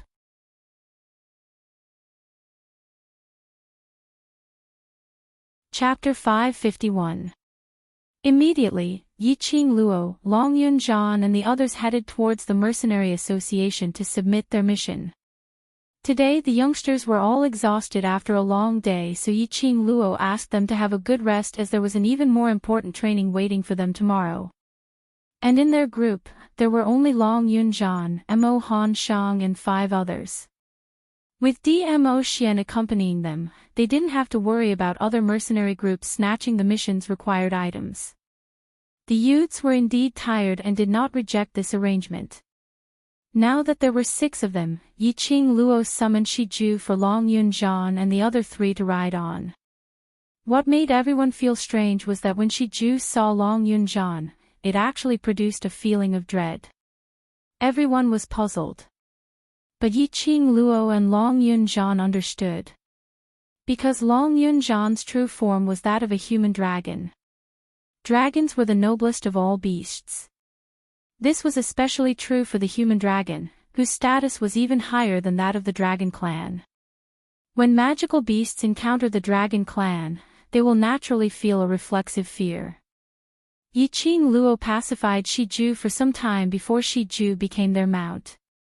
Although he knew that this human dragon was his master's friend, this innate fear couldn't be dispelled no matter what. Lil Luo, come up. Dmo Xian called out Little Nine as he stretched out his hand towards Yiqing Luo. Yiqing Luo rubbed Shiju's head and returned to Dmo Xian's side. Riding on phantom beasts and holy beasts was naturally much faster than moving as a team. In less than the time it took to burn a stick of incense, they had already passed the marketplace and were heading straight for the mercenary union. When they passed by the marketplace, Yiqing Luo's nose acutely smelled something as her expression congealed. Wait a minute. The two battle pets stopped. Can you smell it? Yiqing Luo narrowed her eyes as she raised her hand to cover her nose. The others naturally smelled it. A light breeze blew, bringing with it the smell of blood. The smell of blood was extremely strong. It was a marketplace. Yiqing Luo and the others exchanged glances as they all leapt down from the war beast's back, landing onto the ground. In front of him was the side door of the marketplace. The thick smell of blood was extremely pungent. Something had happened at the marketplace.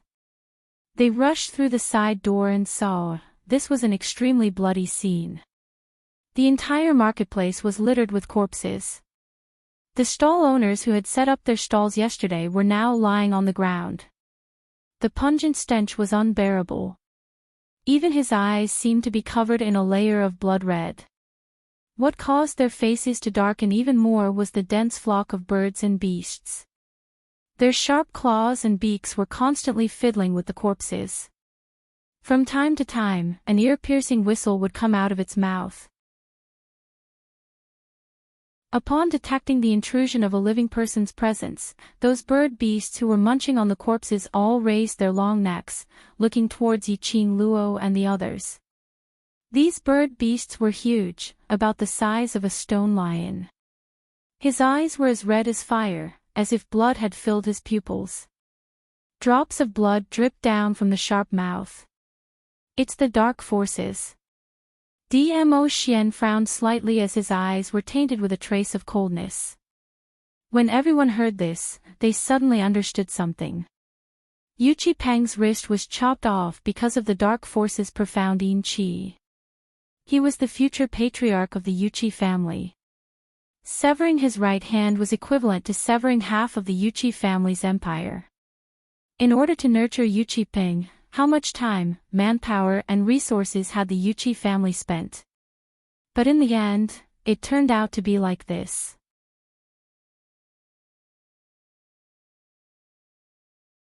Chapter 552. How would the Yuqi family take this lying down? The source of all these was the dark forces. Towards this powerhouse, most of them had only heard of it but had never seen it before. But after Yuqi Peng's incident, it would definitely attract the attention of the other large families. If the dark forces wanted to use their strength as bait to sign the soul contract with the cultivators, then the number of people who fell for it would absolutely not be as many as now. Yesterday they went to the marketplace and came into contact with the Iron Blood warriors and these stall owners. So the dark forces people massacred the marketplace. They wanted to shift all the blame onto Yiqing Luo's team. Massacring everyone who had come into contact with them, even if the Yuqi family came to investigate, the dark forces had nothing to fear. Dark forces. Who could testify? It was just Yuqi Peng casually saying it. Moreover, Yuqi Peng's hand was obviously chopped off by Yiqing Luo. Perhaps she had some conflict with Yuqi Peng and found an excuse to cheat him. Furthermore, the most important thing was, it was uncertain if Yuqi Peng and Duke Jing were still alive or not. Dark forces are indeed sinister, their methods are just too despicable. Qiao Jin looked at the blood flowing into a river as he clenched his fists tightly. Yan Xiaoyi was so angry that her petite body was trembling as one hand clutched Qiao Jin's sleeve tightly. In her vision, it was a patch of red. Although their own abilities weren't bad, they had also used inhuman methods to deal with others. But they had never seen such a cruel scene. These people, these stall owners, were still talking to them yesterday, and even chatting with them. Today, they had turned into corpses. How could their hearts take it? Yiqing Luo pursed her lips as she looked at those huge bird beasts, gritting her teeth silently. Search around, see if there are any survivors. Qiao Jin and Dmo Xian then reacted as they immediately gripped their weapons tightly as they dashed into the pool of blood. Yiqing Luo and Dmo Xian exchanged glances as they walked towards those bird beasts. The bird beasts gave out sharp cries, and following that, all of them flapped their wings as they flew towards Yiqing Luo and the other's direction in unison. Their wings were huge, and every time they flapped, it would set off a strong airflow. It opened its mouth, revealing its razor-sharp teeth. Their blood-red eyes were filled with a bloodthirsty aura. They screamed as if they had seen their prey and were extremely excited. Yiqing Luo's expression was gloomy and cold as her feather fan stirred up a whirlwind, shooting out several strands of silver silk, directly towards the bird beasts in front. Dmo Xian stood by the side and didn't make a move, but followed closely behind Yiqing Luo. It was within the range that could protect her, but it wouldn't affect Yiqing Luo's performance. He would not obstruct Yiqing Luo's growth. He also believed in Yiqing Luo's ability. Towards this level of bird beast, Yiqing Luo was more than enough. Moreover, this was also an opportunity for actual combat training. Occasionally, some fearless birds and beasts would attack him. Dmo Xian's long and narrow eyelids flickered slightly and a sharp glint flashed past his eyes. The bird beast was actually torn into two halves. These birds were at least high-level magical beasts and had their own consciousness. After realizing that Dmo Xian wasn't someone to be trifled with, he didn't dare to attack him anymore. Instead, they opened their mouths and bit the other 5 people one by one. Yiqing Luo's fingers held onto the feather fan as her footwork was strange and fast, wandering among those bird beasts. The feather fan in her hands could be used as a long-distance attack weapon, as well as close combat. The speed of killing these bird beasts was both fast and accurate.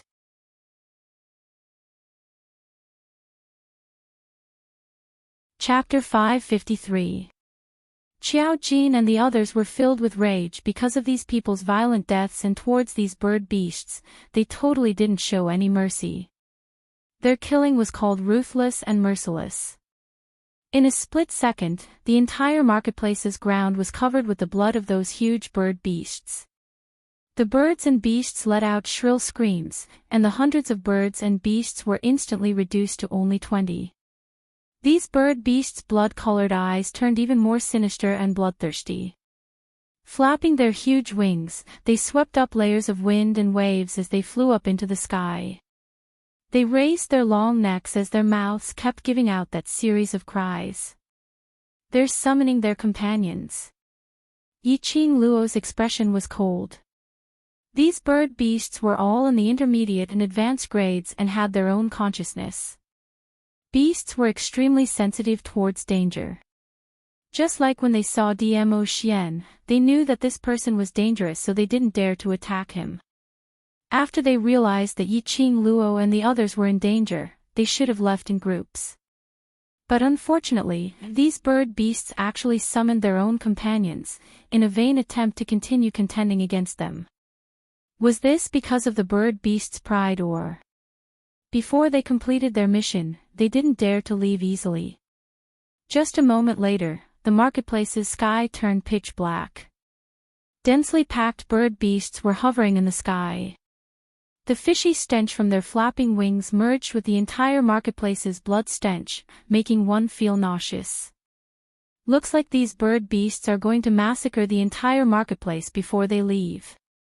Qiao Jin stared at the bird beasts in the sky as he clenched the gold coin darts in his hands tightly. The densely packed bird beasts, as compared to what they saw previously, had doubled in number. Previously the bird beasts were all on land, fighting with them. But now, these bird beasts were hovering in the sky and didn't charge down to make a move on them. But that series of sharp cries seemed to be urging them, which really made them terrified. Shao Yi, you and Shiju search around to see if there's anyone alive. Yiqing Luo narrowed her eyes as a cold glint flashed past. These bird beasts were actually so intelligent. They knew how to make use of their numbers and cries to break the opponent's mentality. In their hearts, after the fear towards them was born, then they would break them one by one. This kind of intelligence. It didn't seem like a bird beast at all. Yiqing Luo kept the deep thoughts in her eyes as her eyes flashed. Pay attention, these bird beasts might suddenly attack. Shi Ju and Yen Xiaoyi carefully walked towards the pile of corpses. Yiqing Luo's lips curled into a cold smile. Kill. Were these birds trying to play psychological warfare with her? That would depend on whether she would allow it or not. Yiqing Luo's entire body emitted a gush of cold glint as she opened her feather fan, and with a leap, numerous silver threads shot out into midair. Little Nine's body flashed and was already lying below Yiqing Luo. By the time Yiqing Luo was seated properly, its four limbs moved and it dashed towards the densely packed flock of birds and beasts. Each of the silver threads was sharp. Another stream of mystical energy flowed, and as it swept towards the herd of beasts, the coarse birds and beasts were sliced into two halves. The rest of the people on the ground also moved quickly. Using the surrounding walls as a springboard, he leaped into the air. Every time it jumped, it could kill several birds and beasts. The cries of the birds and beasts became even more shrill and shrill. Fresh blood, the stench of blood, splashed onto Yiqing Luo's face and her clothes. It added a bloodthirsty flirtatious charm to that gorgeous face of hers.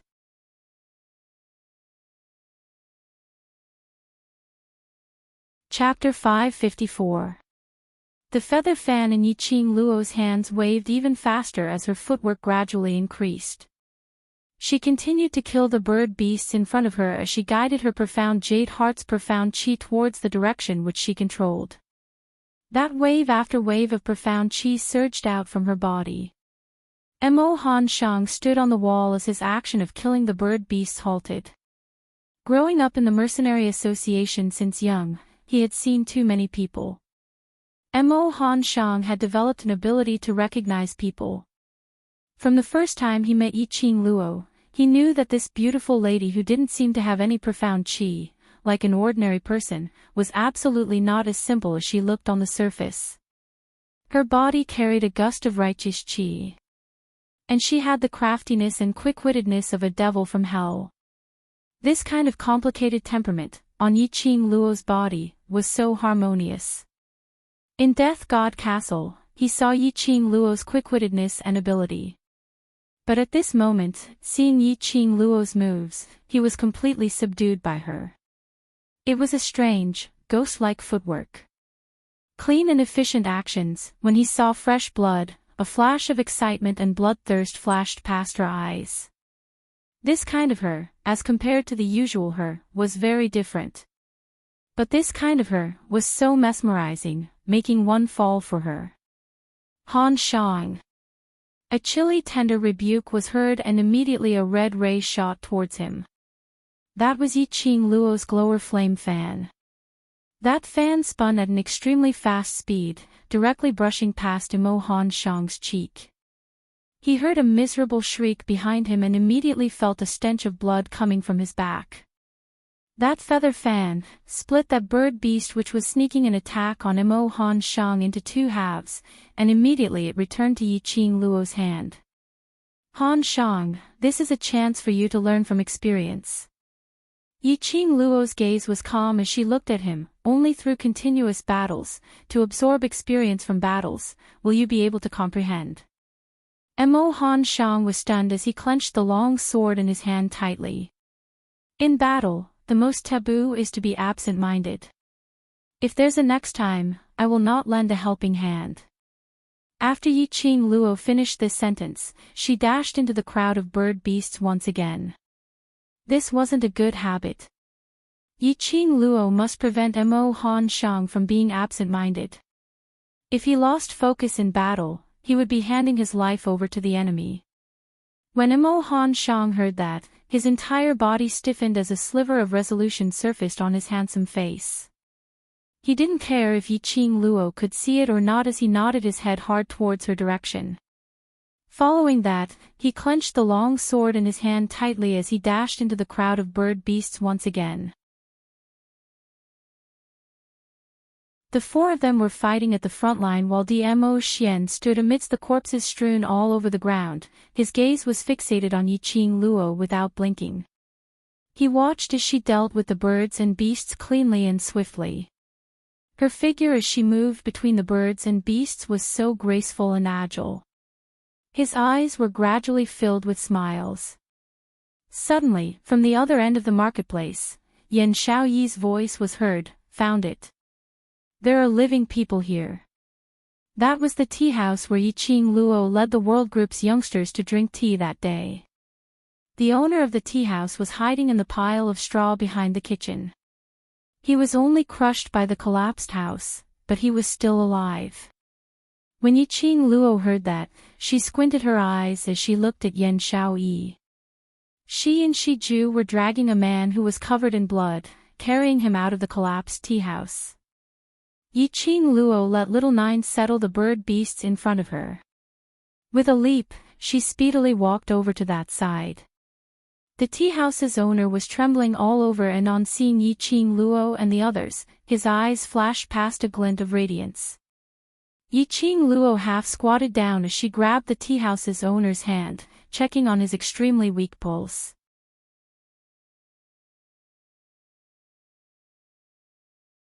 Chapter 555.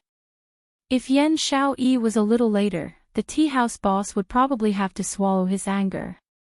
Yiqing Luo took out some pills from the profound phoenix ring and fed it to the tea house boss, following that she helped him bandage his wounds. Seeing the pain on the tea house boss's face gradually subsiding and his complexion getting better, she opened her mouth to ask, "What's going on?" The tea house boss's bloodied hand grabbed Yiqing Luo's arm tightly. "I don't know. These bird beasts suddenly rushed in and ate all the people in the marketplace." That scene was extremely bloody and cruel. The tea house boss was holding some firewood in the kitchen when he saw that scene. Those bird beasts directly descended from the sky, like an arrow leaving the bow. Their sharp claws grabbed onto a person's shoulder and tore that person into two halves. As the house collapsed, he hid in the grass and saw everything around him clearly. The more he thought, the more the tea house boss trembled, as his face was filled with fear and terror. "Other than you, are there any other people alive?" Yiqing Luo surveyed the surroundings. The ground had already been dyed red with blood, but she couldn't tell if it was the stall owner's blood or the bird beast's blood. After searching for so long, Yan Xiaoyi only found the tea house boss. These bird beasts were really vicious. Gone. All gone. The tea house boss's voice kept on trembling. That flock of bird beasts came too ferociously, too suddenly, we didn't even have time to react. People are already all gone. Yiqing Luo narrowed her eyes, as her vision suddenly congealed on that drawing old man who sat opposite the tea house the day before. He said that he wanted to use his own brush to draw down all the beautiful things. But did he know that the beautiful things he thought had harmed the entire marketplace? If it wasn't for the fact that they had stopped here that day, the people in the marketplace would not have been targeted by the dark forces. Hatred started to burn from the bottom of her heart. She clenched her fists tightly, as her brows were filled with a cold viciousness. Dark forces. She would not let them off. Other than these bird beasts, did you see any other suspicious people? Yiqing Luo had always felt that these bird beasts were not the only ones who came here. If it wasn't for the fact that someone was instigating them from behind. Even if they had their own willpower, it was impossible for them to know. Psychological warfare. Moreover, beasts had a strong sense of danger. Even though they knew that they were no match for them, they still came wave after wave. Either that or the pride of these birds and beasts did not allow them to retreat. Otherwise, if they left before killing all the people in the market, they would be treated even more severely. Yiqing Luo was leaning towards the ladder. No, no. The tea house owner paused and suddenly thought of something. Yes. It seems like there was a person, among the birds and beasts, a person wearing a black cloak. He left the market safely, the birds and beasts didn't attack him. At that time, he was hiding under the thatch and could not see clearly. He only felt that the black-cloaked man was really bold, actually daring to walk around these ferocious birds and beasts. It was only after the black-cloaked man left that he realized something was wrong. The black-cloaked man. Yiqing Luo's expression congealed as she exchanged glances with Yan Xiaoyi. Sure enough, it was the dark forces. Their conjecture was indeed not wrong. Yiqing Luo abruptly stood up as her sharp vision swept across the entire marketplace. In the sky, the birds and beasts were still circling around, giving out ear-piercing cries, continuously summoning their own kind. From this stance, it was obvious that they were going to fight to the death with Yiqing Luo and the others. Yiqing Luo was even more certain.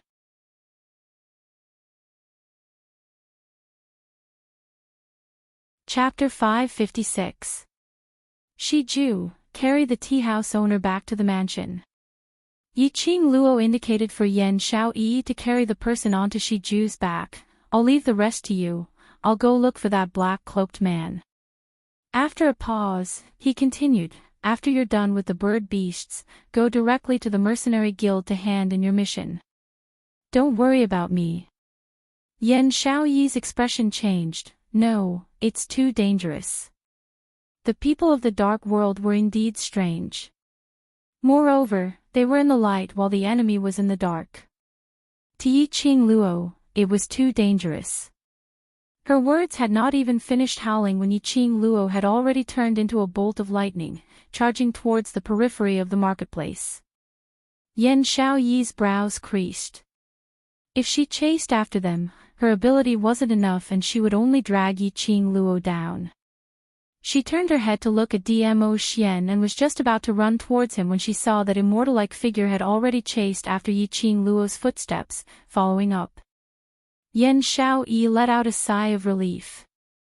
As long as Di Zun was here, everything would be fine.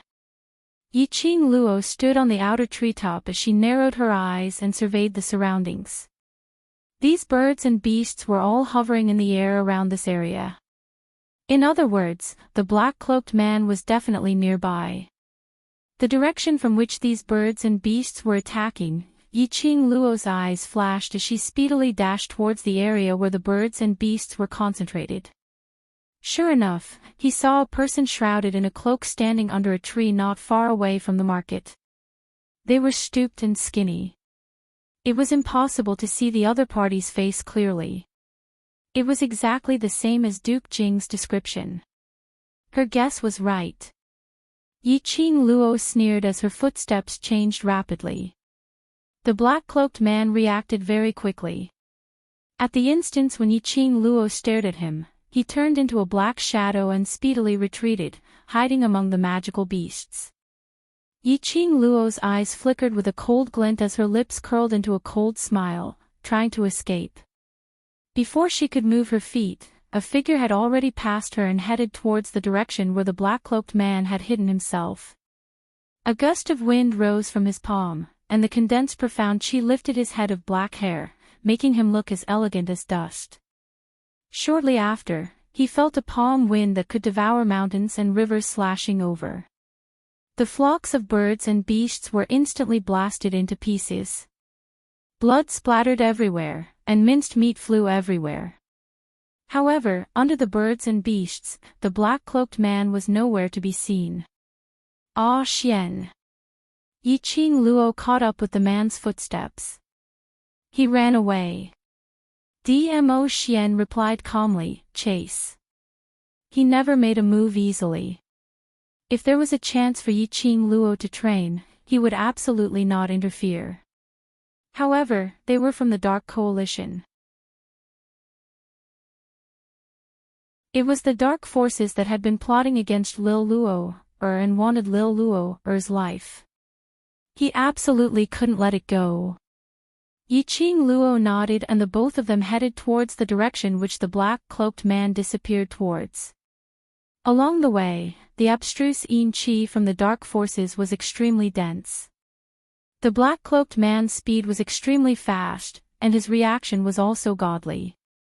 Following the black-cloaked man's xian yin qi, he chased after him for 100 miles.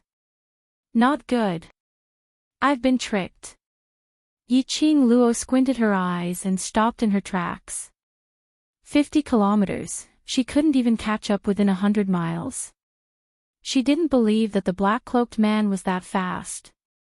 Even if she couldn't catch up, it was impossible that Dmo Xian couldn't catch up, right? But that black-cloaked man seemed to have disappeared from the surroundings. Other than the remnant profound yin qi, she couldn't sense any other presence.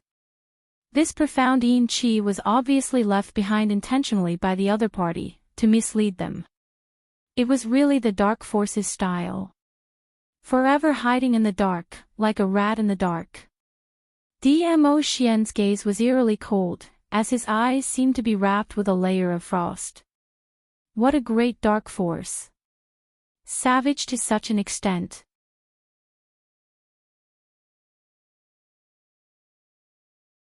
Chapter 557. After the black-cloaked man left, these bird beasts seemed to have been freed from their restraints. Instantly, one by one, they escaped at lightning speed. By the time Yiqing Luo and Dmo Xian returned to the Mercenary Association, Long Yunzhan and the others had already left. Apparently, they had listened to Yiqing Luo's words and hurried over to the Mercenary Association to submit their mission. Yiqing Luo and Dmo Xian also followed closely to the Mercenary Association. But when the two of them rushed over to the Mercenary Association, they heard the mercenaries who were passing by the Mercenary Association with grave expressions, discussing something. They could vaguely hear them saying, the World Group, Yuqi, and other similar words. Yiqing Luo's heart suddenly sunk as she pulled one of the people who were discussing, what happened? That person was talking excitedly, and on seeing someone asking, he immediately replied, earlier the World Group's group leader came over to submit their mission.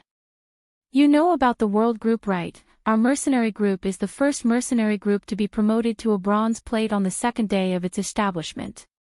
Something happened to them. Earlier when they were promoted to a mercenary group, everyone was still very happy. Group leader received news from the mercenary badge that the World Group's headquarters had been surrounded by the Yuqi family. It's such a pity for this the World Group, they are all young and promising youngsters, why did they offend a large family like the Yuqi family for no reason? The people who were discussing shook their heads regretfully. A newly risen mercenary group, without any powerhouse behind them. But now they were surrounded by one of the four great families, the Yuqi family. This mercenary group absolutely could not survive. Yuqi family surrounded the World Group. Yuqi Peng. He actually dared to divulge the mansion's address. Yiqing Luo's expression congealed as her lips curled into an extremely cold arc. She wanted to see what this Yuqi family was trying to do. 3 Spring City, in front of the mansion. The commoners stood far away as they looked at everything in front of them, feeling extremely puzzled. This mansion looked old and dilapidated, and the owner of the mansion was very low profile. How did they offend the Yuqi family for no reason? Whereas when Yiqing Luo and Dmo Xian rushed over on Little 9, they saw the majestic scene outside the mansion. Around a few thousand people, dressed in the Yuqi family's uniform, surrounded the entire mansion. This street, which wasn't exactly bustling with people, was now extremely crowded. Yuqi Peng and Duke Jing stood at the entrance of the mansion, and beside them stood a middle-aged man dressed in a navy blue luxurious robe with an imposing manner. They had not argued with each other yet. Standing at the door was Baiming Lianqing.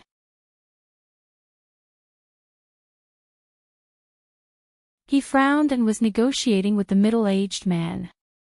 While speaking of anger, the middle-aged man shouted in a stern voice, "Dark forces. Call your vice commander out for this patriarch." This patriarch would like to personally ask, what is a dark force? This person was actually the patriarch of the Yuchi family. He was Yuchi Peng's father. What was the Yuchi family trying to do by bringing out such a large force and even mobilizing their patriarch? The head of the Yuchi family seemed to want to barge in forcefully, but he was stopped by Baiming Lianqing. Do you know who this patriarch is? The Yuchi patriarch waved his palm towards Baiming Lianqing's chest. Yiqing Luo's slender brows creased tightly as she leapt down from little Nine's back. The feather fan in her hands released a burst of strong airflow, forcefully forcing Patriarch Yuchi's palm chi to retreat. Yiqing Luo. Father, it's her. Duke Jing and Yuchi Ping spoke at the same time as they stared at Yiqing Luo, as their eyes were filled with hatred. What show was this?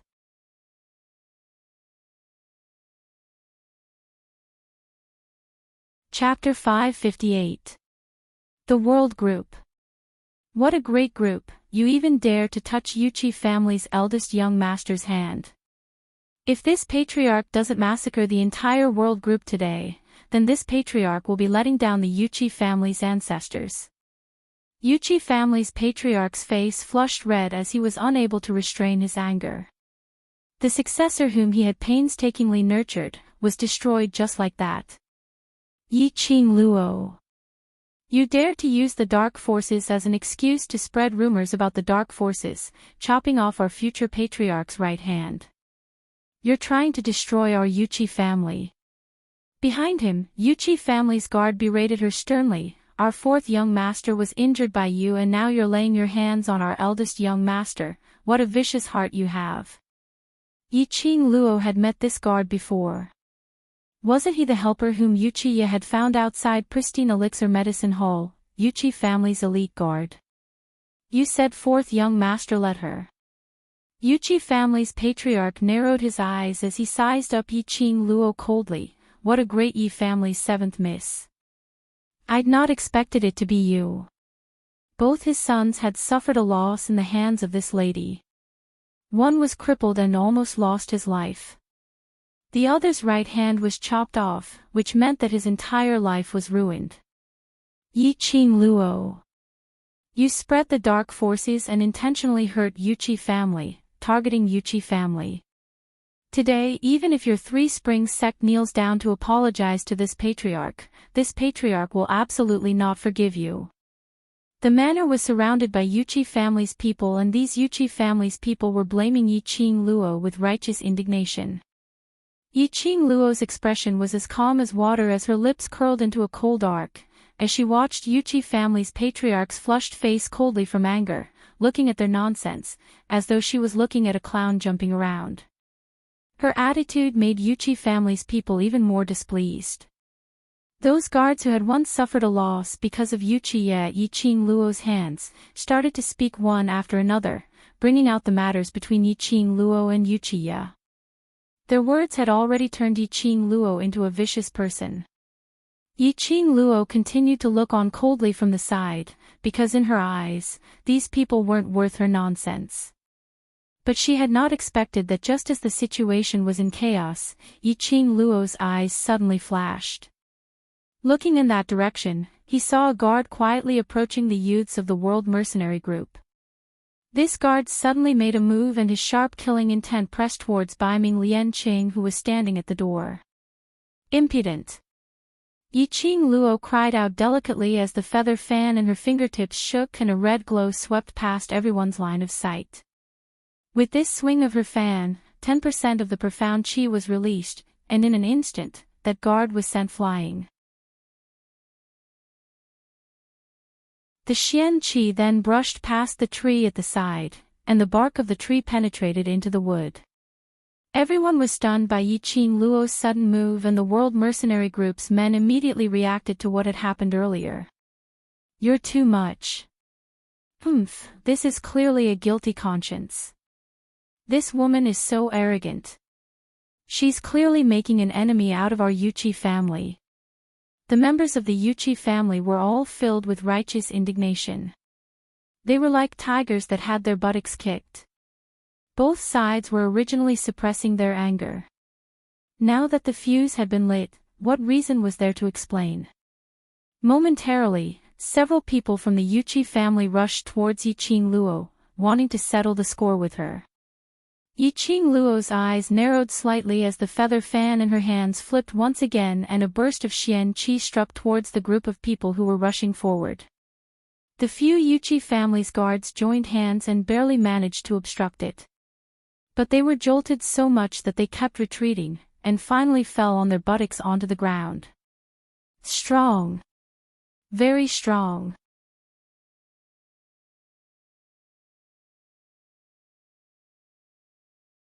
Chapter 559. Those elite guards who had clashed with Yiqing Luo previously knew that Yiqing Luo's skills were very strong. Only, meeting again today, they felt that this young lady was even more astonishing than the first time they met. Obviously, it had only been a month's time. Why did she improve at such a godly speed? A surge of fear arose in the elite guards' hearts. Yiqing Luo's eyes squinted as her pink lips curled upwards, curling into a cold arc. Her gaze shot straight towards Yuchi Peng. Her long and narrow eyes looked enchanting. But that eerie chill seeped out from her eyes, making Yuchi Peng subconsciously shudder. What are you all still in a daze for? Take down this demoness who spread her lies. Yuchi family's patriarch saw his eldest son being frightened by a young lady as he shrank towards his side.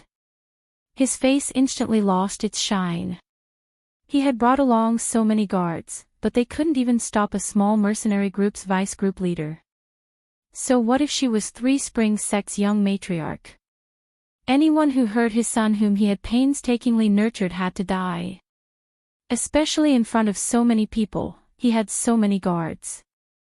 Just as single Yiqing Luo made his Yuchi family's guards run away with their tails between their legs. In future, where would Yuchi family's face be placed? No matter how fearful those elite guards were towards Yiqing Luo, but with their master's command, they had to brace themselves and go forward. Moreover, thousands of guards were all here. No matter how powerful Yiqing Luo was, she would have to pay for it here today. Thinking of this, the elite guards' gazes turned piercingly cold as they exchanged glances. Following that, 10 overguards leapt upwards at the same time, blocking in front of those guards who had been overturned by Yiqing Luo. Yiqing Luo didn't hesitate as she directly released her profound qi and dashed into the guards.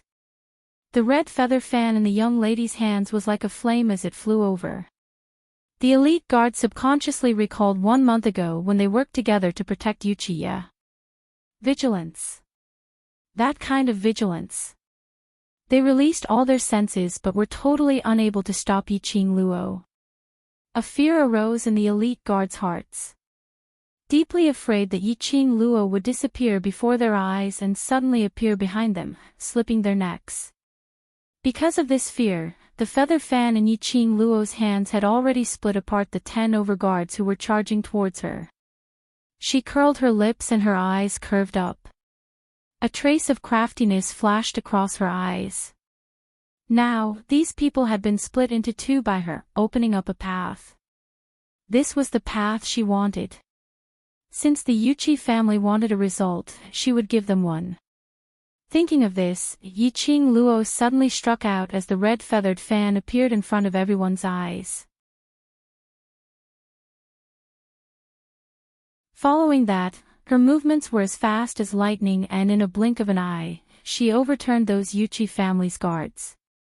Yiqing Luo was totally clearing the route and this route was heading straight towards Yuchi Peng. Yuchi family's guards were all beaten into a daze. All these changes happened too quickly. Originally they were the ones who made the first move but they had not expected that they were so easily beaten up by Yiqing Luo. Looking at Yiqing Luo again, she was composed, as though she hadn't used much profound energy at all. Stop her. Don't let her get close. Yuchi family's patriarch was after all much more experienced as he saw through Yiqing Luo's intention with one look. If she really captured Yuchi-ping under everyone's watchful eyes, then his old face would be thrown away completely. Yuchi family's elite guards' hearts instantly tightened. Surely Yiqing Luo wasn't going to repeat the same old trick, right? That time Yuchi was ruined by this move. Following that, the other side's guards also surrounded Yiqing Luo like a beehive, surrounding Yiqing Luo in 3 layers. From what they thought, they should be able to stop her this time, right?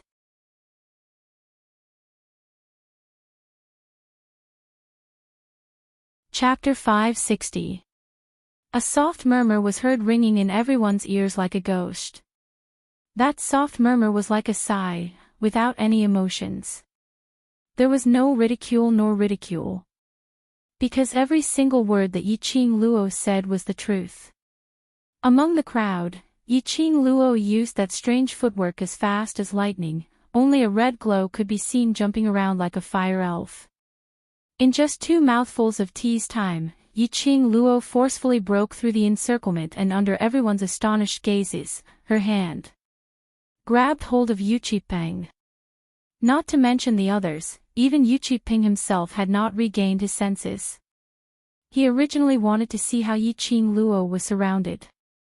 But he had not expected that this human wave tactic, in front of Yiqing Luo, was so weak that it couldn't even withstand a single blow. Finished. Finished. Yuchi family's patriarch and Yuchi-ping were both shocked. The former felt that he had lost all face, while the latter had to consider his own life. Yiqing Luo's slender fingers clasped tightly onto Yuchi-ping's wrist. The other hand was holding on to that feather fan, intentionally or unintentionally placed it in between the both of them. At this distance, not to mention using weapons, even if she didn't, just based on Yiqing Luo's fingertip profound chi, it was enough to exterminate Yuchi-ping. Those elite guards felt a chill down their spines as they stared at Yiqing Luo in disbelief. They were totally certain. After not seeing her for a month, Yiqing Luo had become even stronger. And this degree of strength was absolutely not just 1 or 2 points. That was a kind of qualitative leap. It was simply like a yellow profound first-grade cultivator, leaping to a sky mystic overlord. 1 month ago, Yiqing Luo, under the encirclement of the 2 elite guards, relied on the 2 Mu brothers before she could complete such a shocking feat, but today, in front of thousands of guards, she used a simple and crude method to restrain Yuchi-ping. Yuchi family's patriarch was still by his side and hadn't reacted in time. It showed how powerful Yiqing Luo was. At this moment, Yuchi-ping's forehead was drenched in cold sweat as a sliver of regret arose in his heart. Perhaps, he shouldn't have provoked Yiqing Luo so rashly. This consequence was much more tragic than what he had expected. Yuchi-ping wasn't an idiot, and before he came, he had gone through a series of considerations. In his opinion, the Yuchi family had called over 1,000 guards to surround the mansion. Under everyone's watchful eyes, Father directly blamed Yiqing Luo for her mistake. Wouldn't Yiqing Luo be at a loss of what to do and hurriedly explain herself? At the very least, he had to deal with the Yuchi family. In any case, their Yuchi family had a strong army, so wouldn't a little girl be scared out of her wits? However, the actual result made Yuchi-ping feel terrified, exceptionally shocked.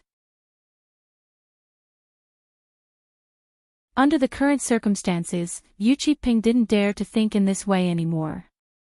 He absolutely believed that even if he were to kill him on the spot, Yiqing Luo would absolutely not bat an eyelid.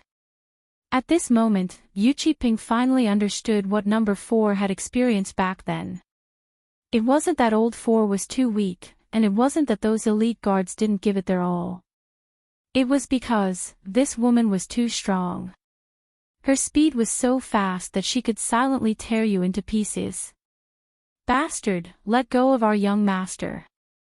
How dare you attack our young master? What gall! The Yuchi patriarch was so angry that his entire body was shaking. Under the gazes of everyone, Yiqing Luo was actually this arrogant. He gritted his teeth as he cried out angrily, still not going to surrender. Perhaps our Yuchi family can still spare your life. The guards beside him all started to open their mouths to berate Yi Qing Luo when they saw Patriarch opening his mouth, as though the person whom Yi Qing Luo was restraining was their father. You're tuning in to the LoveLore Library YouTube channel. We're so grateful for your support, and don't forget to subscribe to join us on this incredible journey through captivating stories. Your generosity through donations truly makes a world of difference, as it's the primary source of revenue that allows me to expand and enhance this channel for you. Thank you from the bottom of my heart for being a part of this adventure.